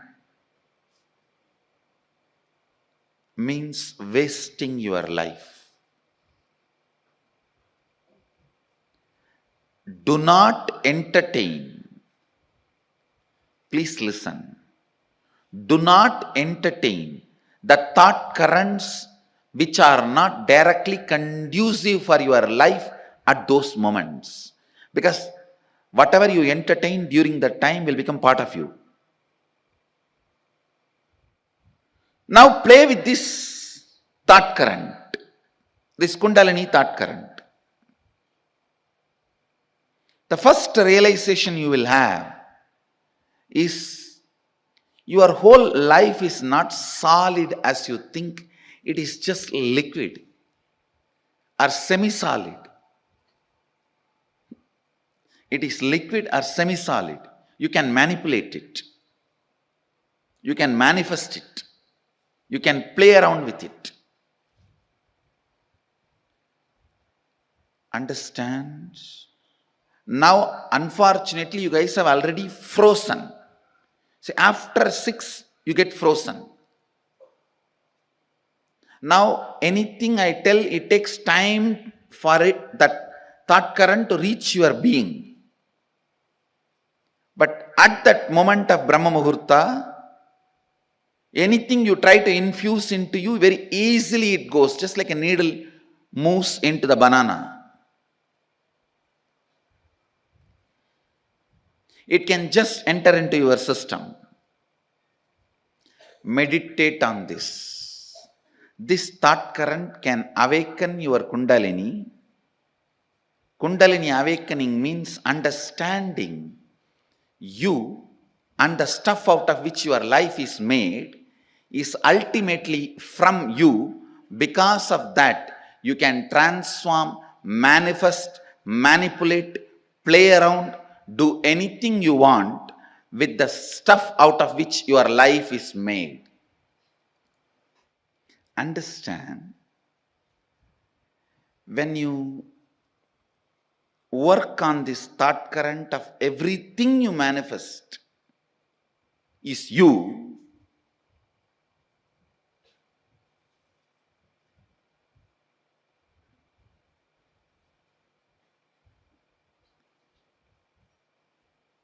just work on it this week. In 2-3 days itself, you will understand the reality, the truth of this statement. I am not saying believe this statement, what I am uttering. No. It is too much, you can't even believe. You need to work with it. You need to work with this thought current. Next 1 week, every morning, 4:30 you have to get up. In that boring, frustrated mood where you curse everyone around you and inside you for waking you up at 4:30. You curse the alarm, you curse the bed, you curse the pillow, you curse the fan, you curse the AC, you curse everyone around you, outside you, inside you, you curse your bathroom, you curse the bucket, you curse the wash basin, you curse the broomstick. So in that mood, stop cursing and put this idea, sit and think, contemplate. Swamiji said, me and my life, everything around me, inside me, I am manifesting that material, that stuff. If I see love, if I see anger, if I see frustration, if I see enmity, if I see friendliness, everything I see in my life, I perceive in my life, I experience in my life, all that is manifested from me.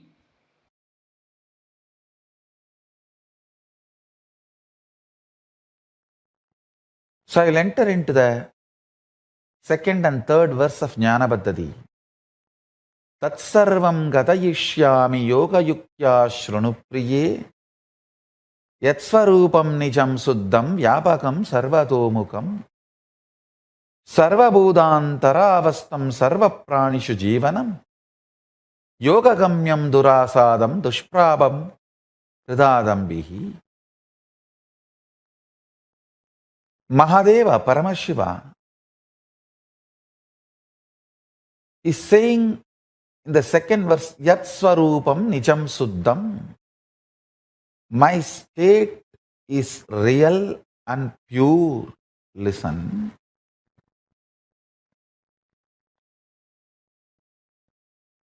Yesterday I was revealing an important secret, the sacred secret.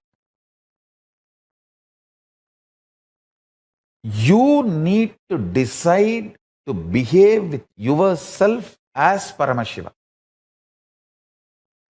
You need to be convinced. Blessed are those who are able to convince themselves that they are ultimate.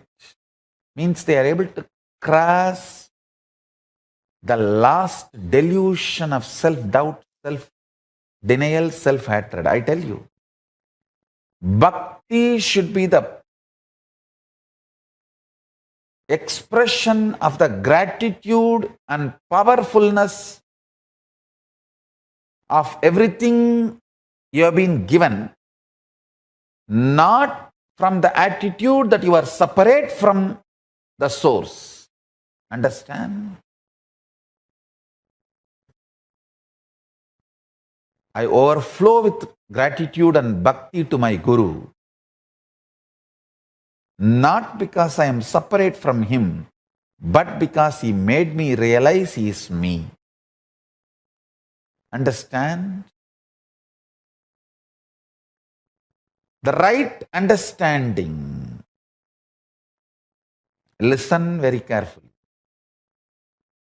The identity you carry in the waking state, identity you carry in the deep sleep state, identity you carry in the dream state, identity you carry in Turiya state, and identity you experience in Turiyatita state,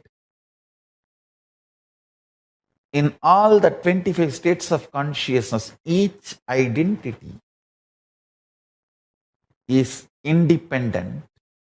The moment you realize the undercurrent of all these 25 identities, your pure consciousness, which is the source of you and which is Paramashivam, all the 25 heads, 25 identities gets integrated.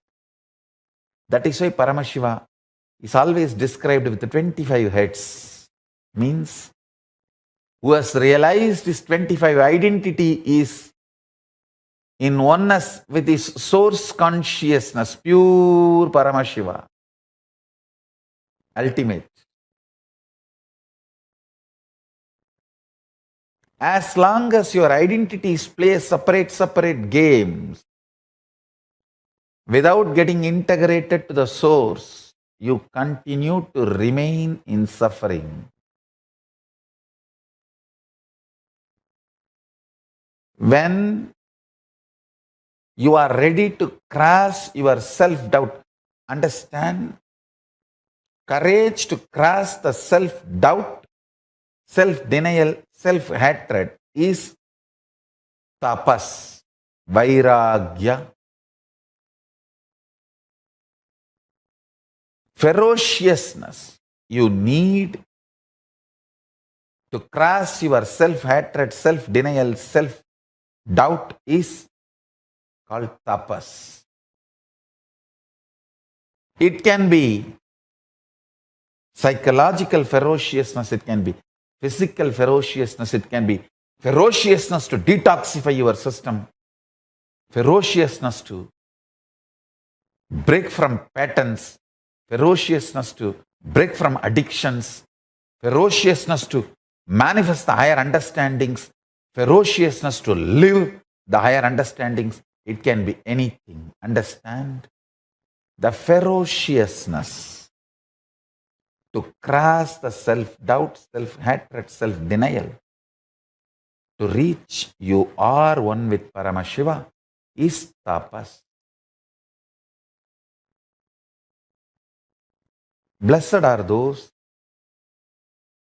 who decide they are one with Paramashiva, who cognize they are one with Paramashiva, because other than him, nothing else can exist.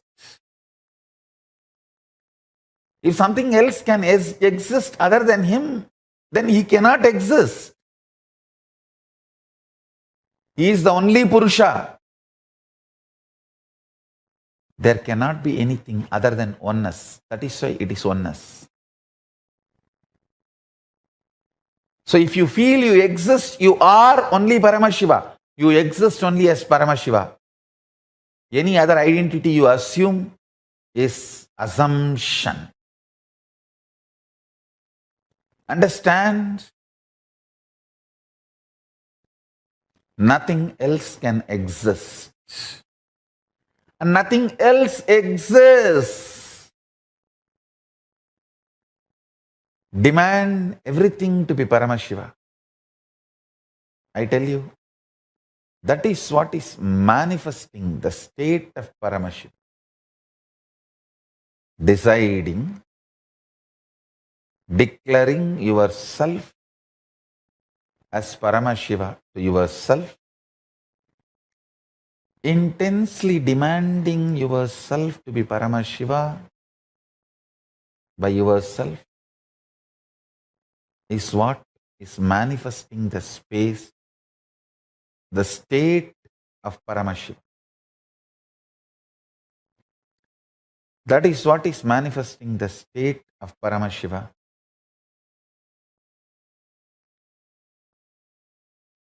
I really want all the Paramashivoham participants to start practicing.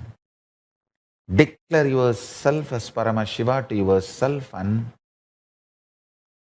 demand yourself to be Paramashiva. Talk to yourself as you are Paramashiva. Think yourself as Paramashiva. Behave with yourself as Paramashiva. Start from today. I bless you all to achieve success. From today, behave with yourself as Paramashiva. Start manifesting the state of Paramashiva.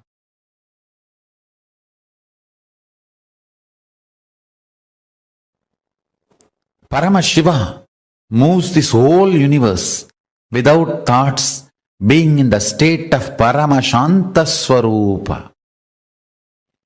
That shows thoughts are not needed to run your existence. as Paramashiva manifested it. Thoughts are your feeling something is missing, inadequate, not enough, incomplete.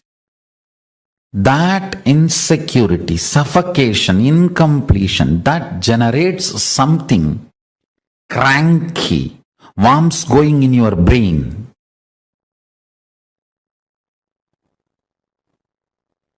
Parasites running in your intestine.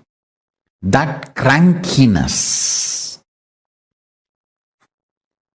the thoughts and thought currents generated by that crankiness is not needed to run your life. This is the most powerful, important cognition you need to cognize. Understand, Hinduism fundamentally does not believe in belief system or faith system. It very clearly explains the methodology of powerful cognition-based functioning system. I am not going to tell you, believe, you don't need thoughts to run your life. No. I am going to say, Shravana, listen, Manana, internalize, Nithyananda, start living this powerful cognition. So the powerful cognition I am giving you now, Paramashiva, running the whole universe, much, much, much more than what we are running in our life. He is running it from the space of Paramashanta Swarupa, without any thought currents, out of pure intelligence. When he can run, you can run. Decide. You will be in the space and state of Paramashiva, Paramashanta Swarupa, and live your life. You will see thoughts and thought currents become redundant. They just fall off from you. Like a old skin getting peeled off and falling. The old hair falling. Old nail falling. Just like old things fall off from you, the ideology you need thoughts and thought currents to run your life will fall off from you. Meditate on this powerful cognition. Internalize it, manifest it. Do Shravana Manana Nididhyasana of Paramashanta Swarupa. Paramashiva, who is so big, he does not need thoughts even to run this whole universe. Even to run this whole universe, he does not need thoughts. Why do you need thoughts to run your life? Too small. Decide to be in his space by listening, internalizing and manifesting this powerful cognition in your inner space. Live and experience thoughtless space. There is a space below your heart center, above the navel center, Anandagandha chakra, where all the 21 chakras, above 7, middle 7, below 7, all the 21 chakras merge in. In that Anandagandha space, remember you are Paramashiva. What you feel as Paramashiva, what you feel as I and Paramashiva is one and the same. With that decision to cognize Paramashivoham, Paramashanta Swarupa, Paramashivoham, he will manifest more and make you cognize you don't need thoughts and thought currents to run your life. Without thoughts and thought currents, just by directly manifesting his intuition and Paramashanta Swarupa, you become more and more efficient, more and more energetic, more and more alive, more and more spiritual, more and more strong, more and more enlightened. Your breathing and his breathing is one and the same. Please understand, this is the real good news he wants to tell you. If you are breathing, he is breathing inside you.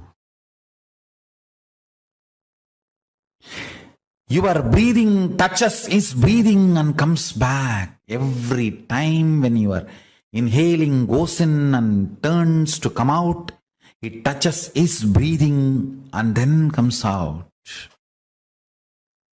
So where your inhaling breath takes a turn as exhaling breath, that is where he is residing, he is available to you. His breathing and your breathing connects, only then takes a turn. That space is Paramashanta Swarupa.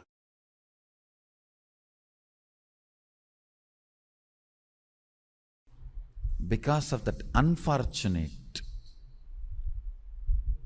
thought current of irresponsibility becomes spirituality,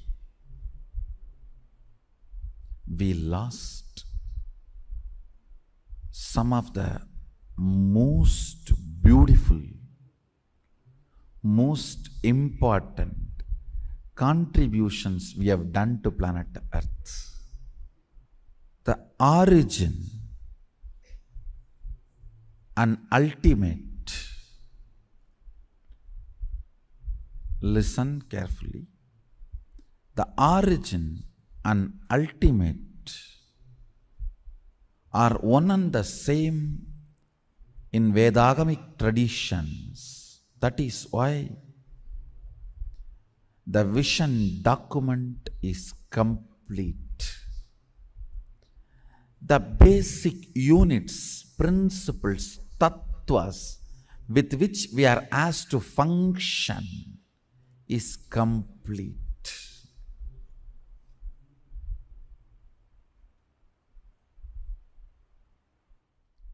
Integrity is a tattva to measure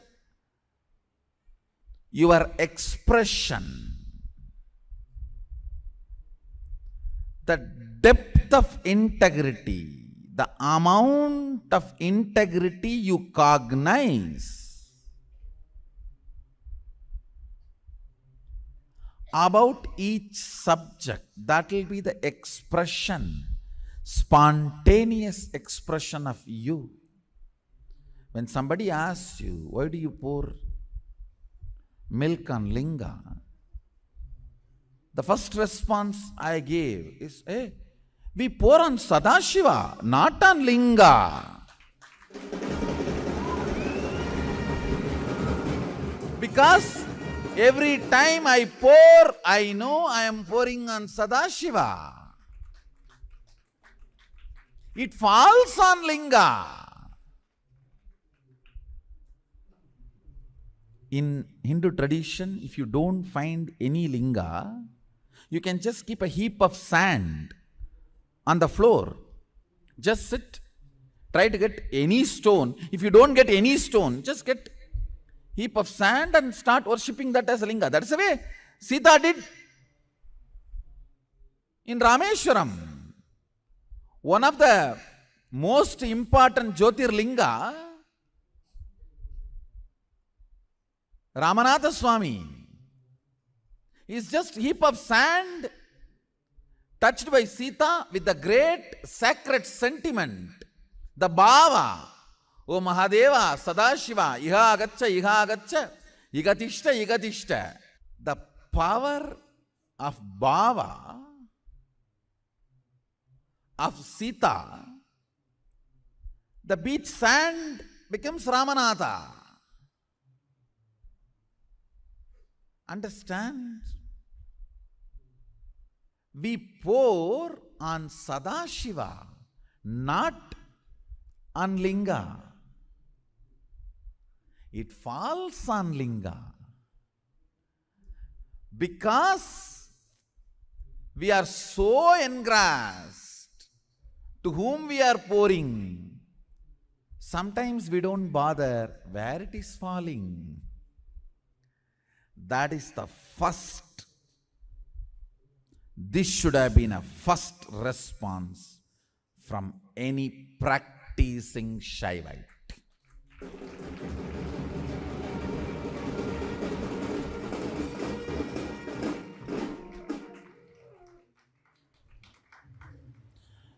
If you are integrated to your logic, naturally you will say, oh, I think it is oiling, massage. So that the stone won't crack. You mean to say it is oil massage therapy?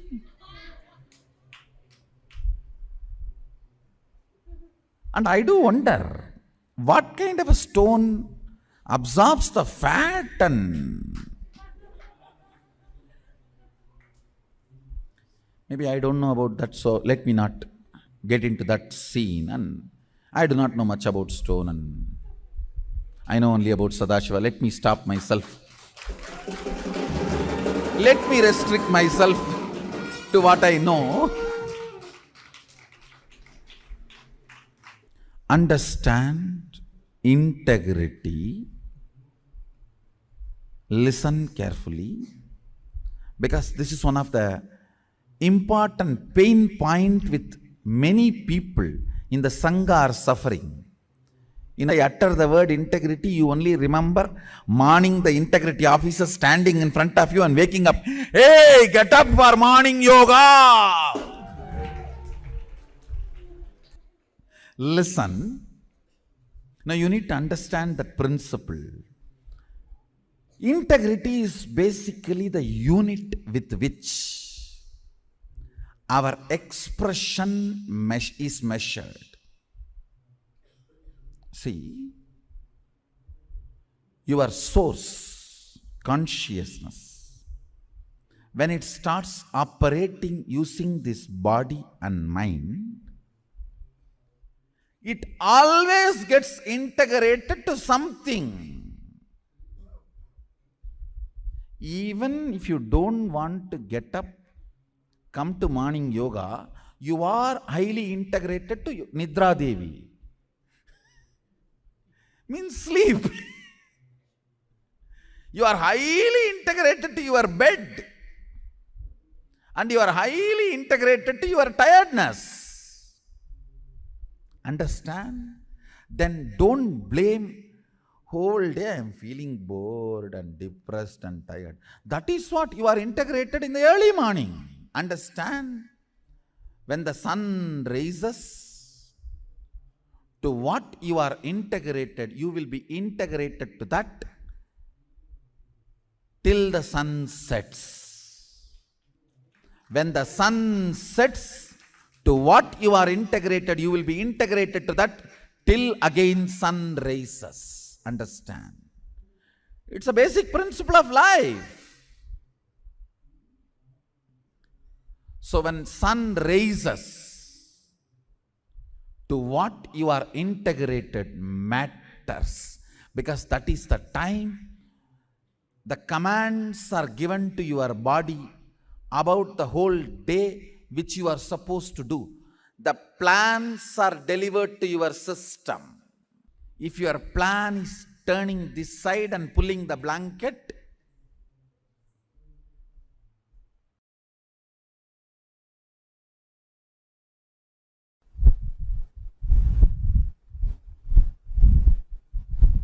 functioning with these powerful cognitions will make you experience your spiritual legitimacy. It will make you understand the best, most superconscious way to exist and relate. Understand? The most superconscious way to exist and relate. The fundamental principles fundamental superconscious way to exist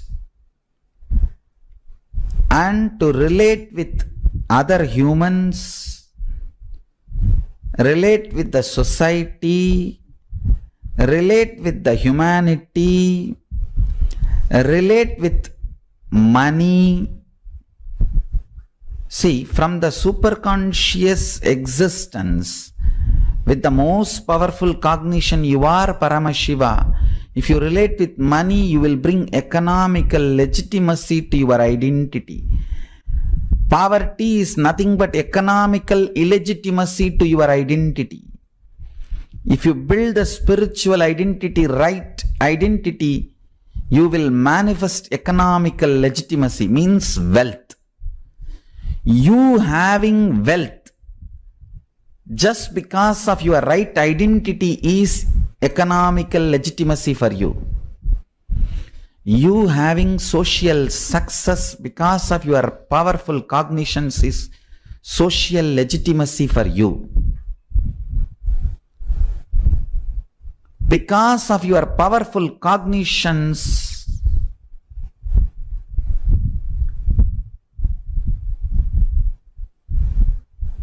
the way you carry yourself is accepted by everyone. The way you live becomes a culture, is cultural legitimacy for you. Bring powerful cognitions in your life, through that bring spiritual legitimacy to your existence, to your identity. With that strength, bring social, cultural, economic legitimacy to your existence. Naturally, you will be able to manifest anything you want. Understand? This whole science, manifesting the state, manifesting the space, manifesting the powers, manifesting the being, manifesting the superconsciousness of Paramashiva,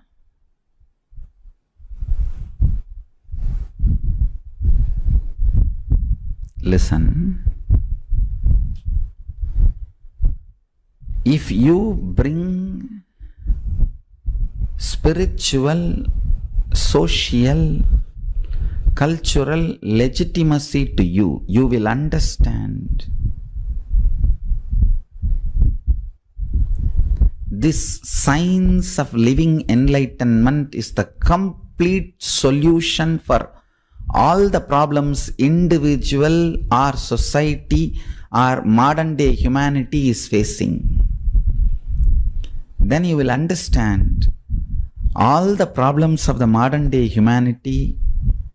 Sanatana Hindu Dharma is solution. Whether the terrorism or climate change,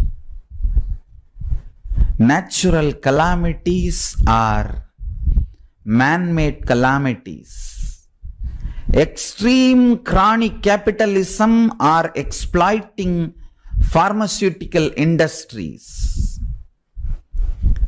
enslaving psychiatry field and pseudo-psychiatrists, or cheating philosophies, brainwashing ideologies, for all the problems humanity is facing, the only solution is science of living enlightenment, revealed by Paramashiva from the Vedagamas in the modern day through this body.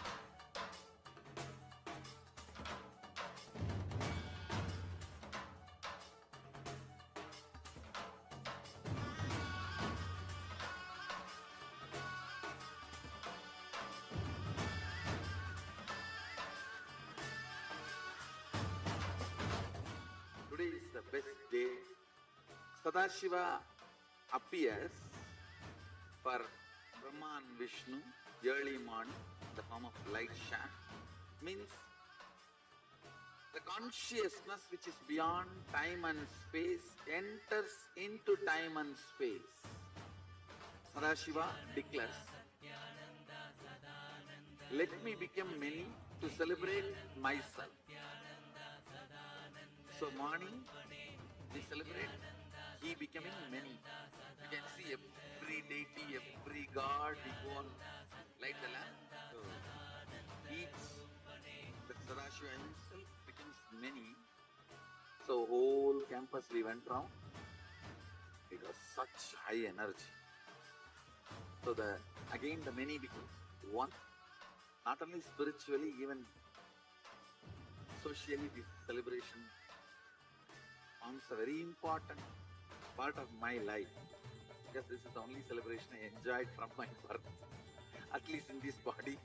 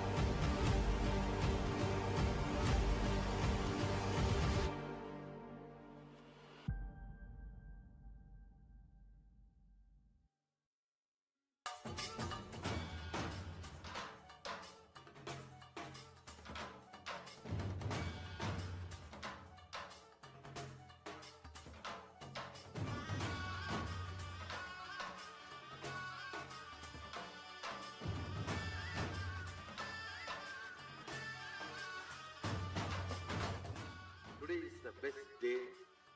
Sadashiva. Yes. After this powerful session, where Swamiji revealed most powerful cognition, we will enter into the next internalization exercise.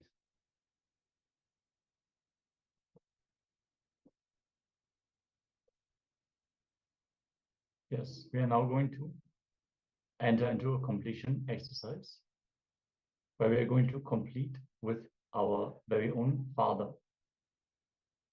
So this is one of the very powerful exercises, one of the very important exercises, because mother and father are the two first personification of the feminine and masculine energy in our life, the first role model that we build our identity on, and based on which we build our ideas about how a man should behave, how a woman should be behaving, and how they should be. So let us enter into this exercise very sincerely, requesting all participants here in the Zoom to come on camera. Chitsin Weng Aya Ma Li Si Wang Wa Ma Wei Wen Mei. If you could come on camera and join us for this exercise.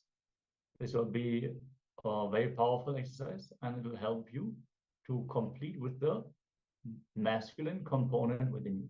So let us take this sincerely and manifest all the benefits from this completion.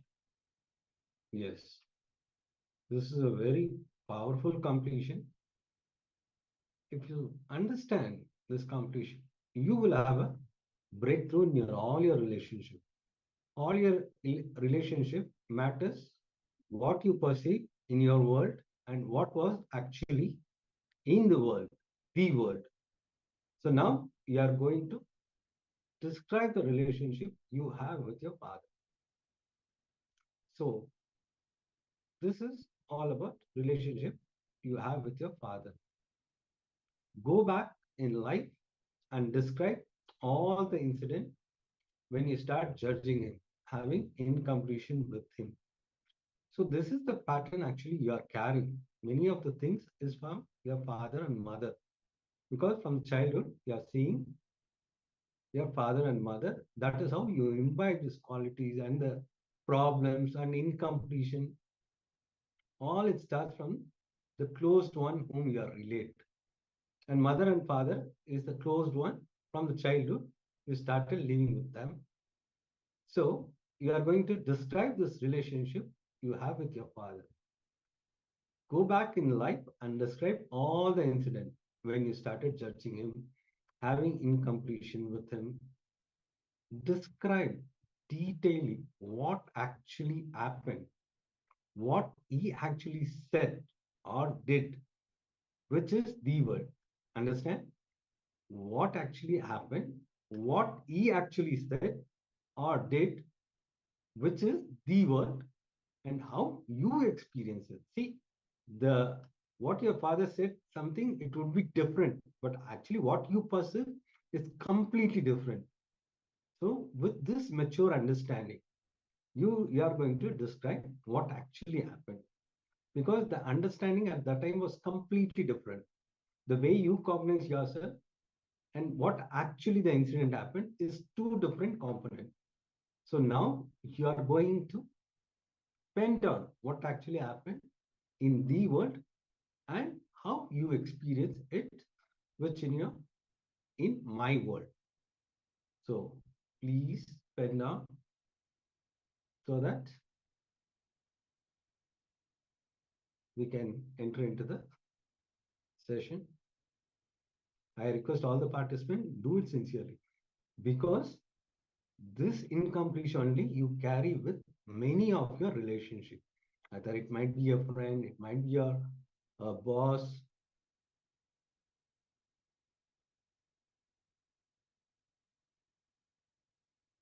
So actually this is the incompletion you project with everyone.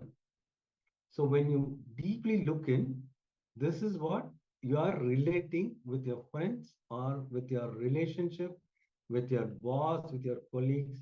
Actually, when you complete with this, you will see all the relationships getting healed. And the way you respond to others also will change. This is a very important completion. I request all the participants to do it sincerely so that you will have a breakthrough. Yes, just draw a small table, 2 columns, the world and my world. Under the world, you write exactly what happened without any perception, without any conclusion, any emotional interpretation. And my world is exactly that. What you perceive, what you felt he meant, what you think he decided against you, what is your experience of the happenings? So, yes. So your father might have slapped you, and you felt, yes, he hates me, he wants me to be sad, he wants to torture me and all that, but you might have just not been able to control. You might have been fully out of your senses, and he brought you down, he gave you a smack, but all the anger, all the interpretations you put on top of that, that is my world. The world is very binary, very plain. There is no room for interpretation. It is the simple happening. So describe both and see how much you are adding onto it, how much you are telling a story based on what you want to believe, how you want to frame the situation. And if you really look in, the story is actually what leads to the suffering. If you can see the situation as it happened, you will see it, okay, this is what happened, and that's all. There's no aftermath.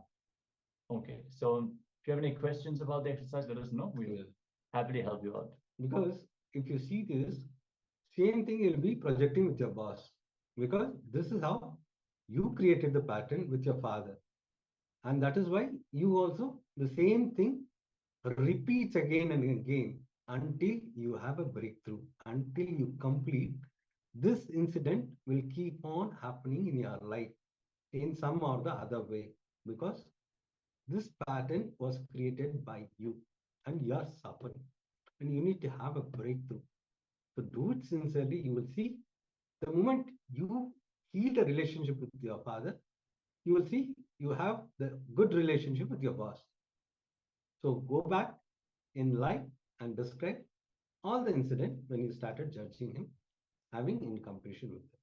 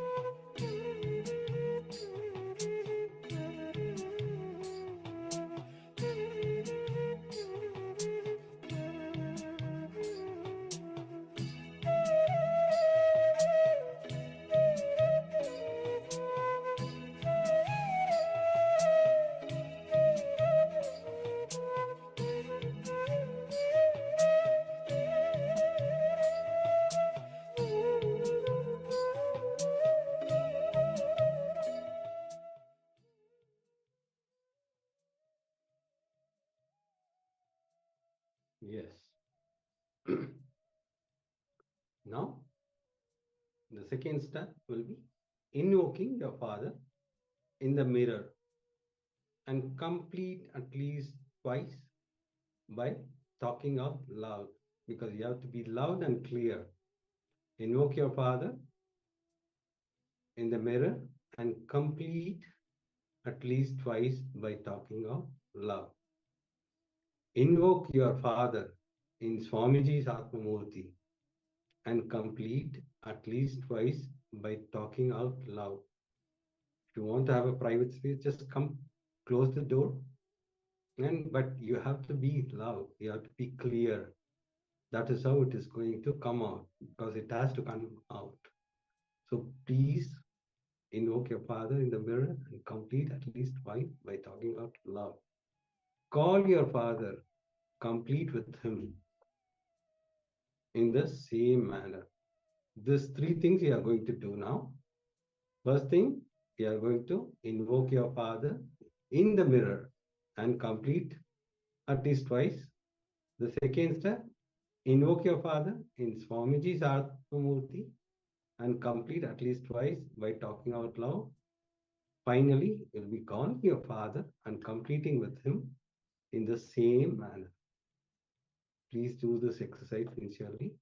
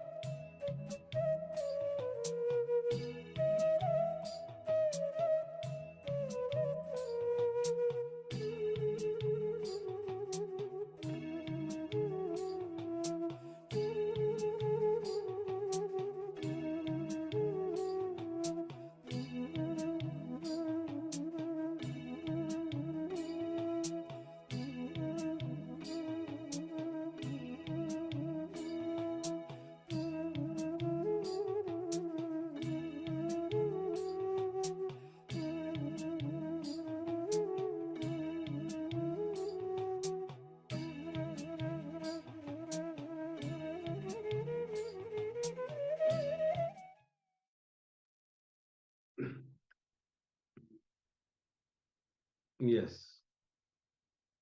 So once you finished your completion.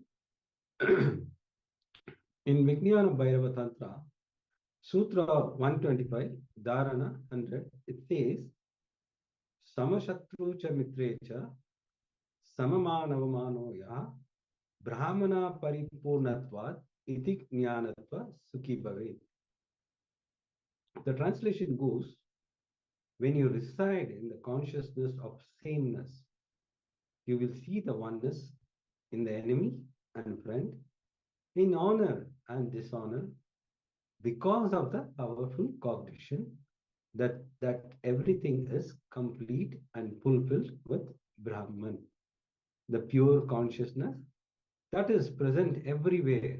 You will always be full and filled with completion. Cognizing thus, you will become perpetually happy. You will reside in that space of oneness when you have that complete completion. Yes. Now, with this complete completion, we will enter into the power manifestation. Whenever you have this completion, you will see that you will have a breakthrough. That is the reason we have this power manifestation session.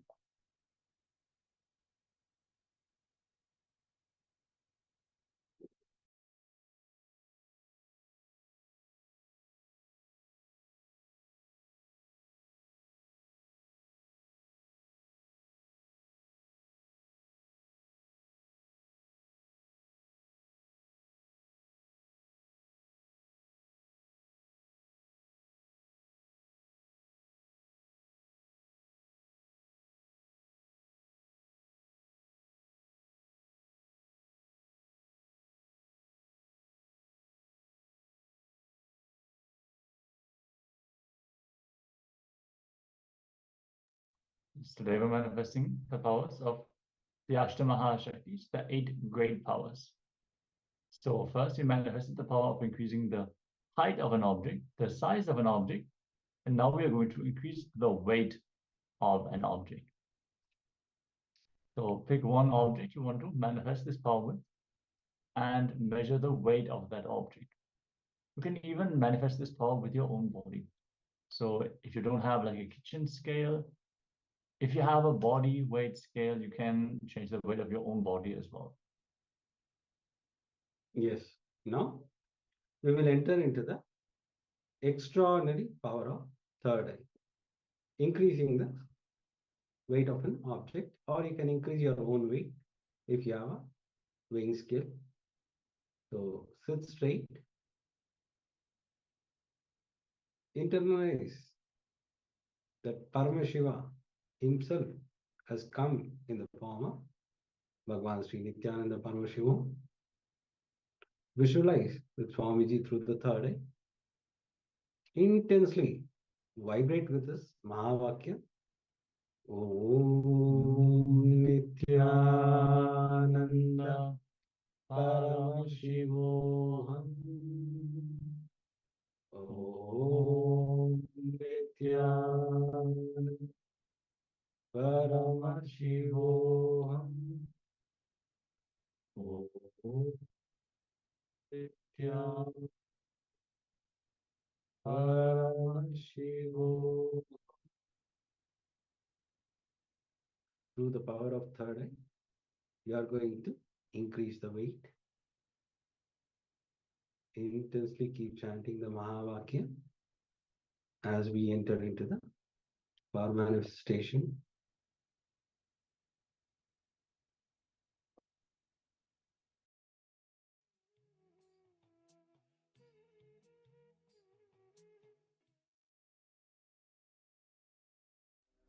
Paramashivoham.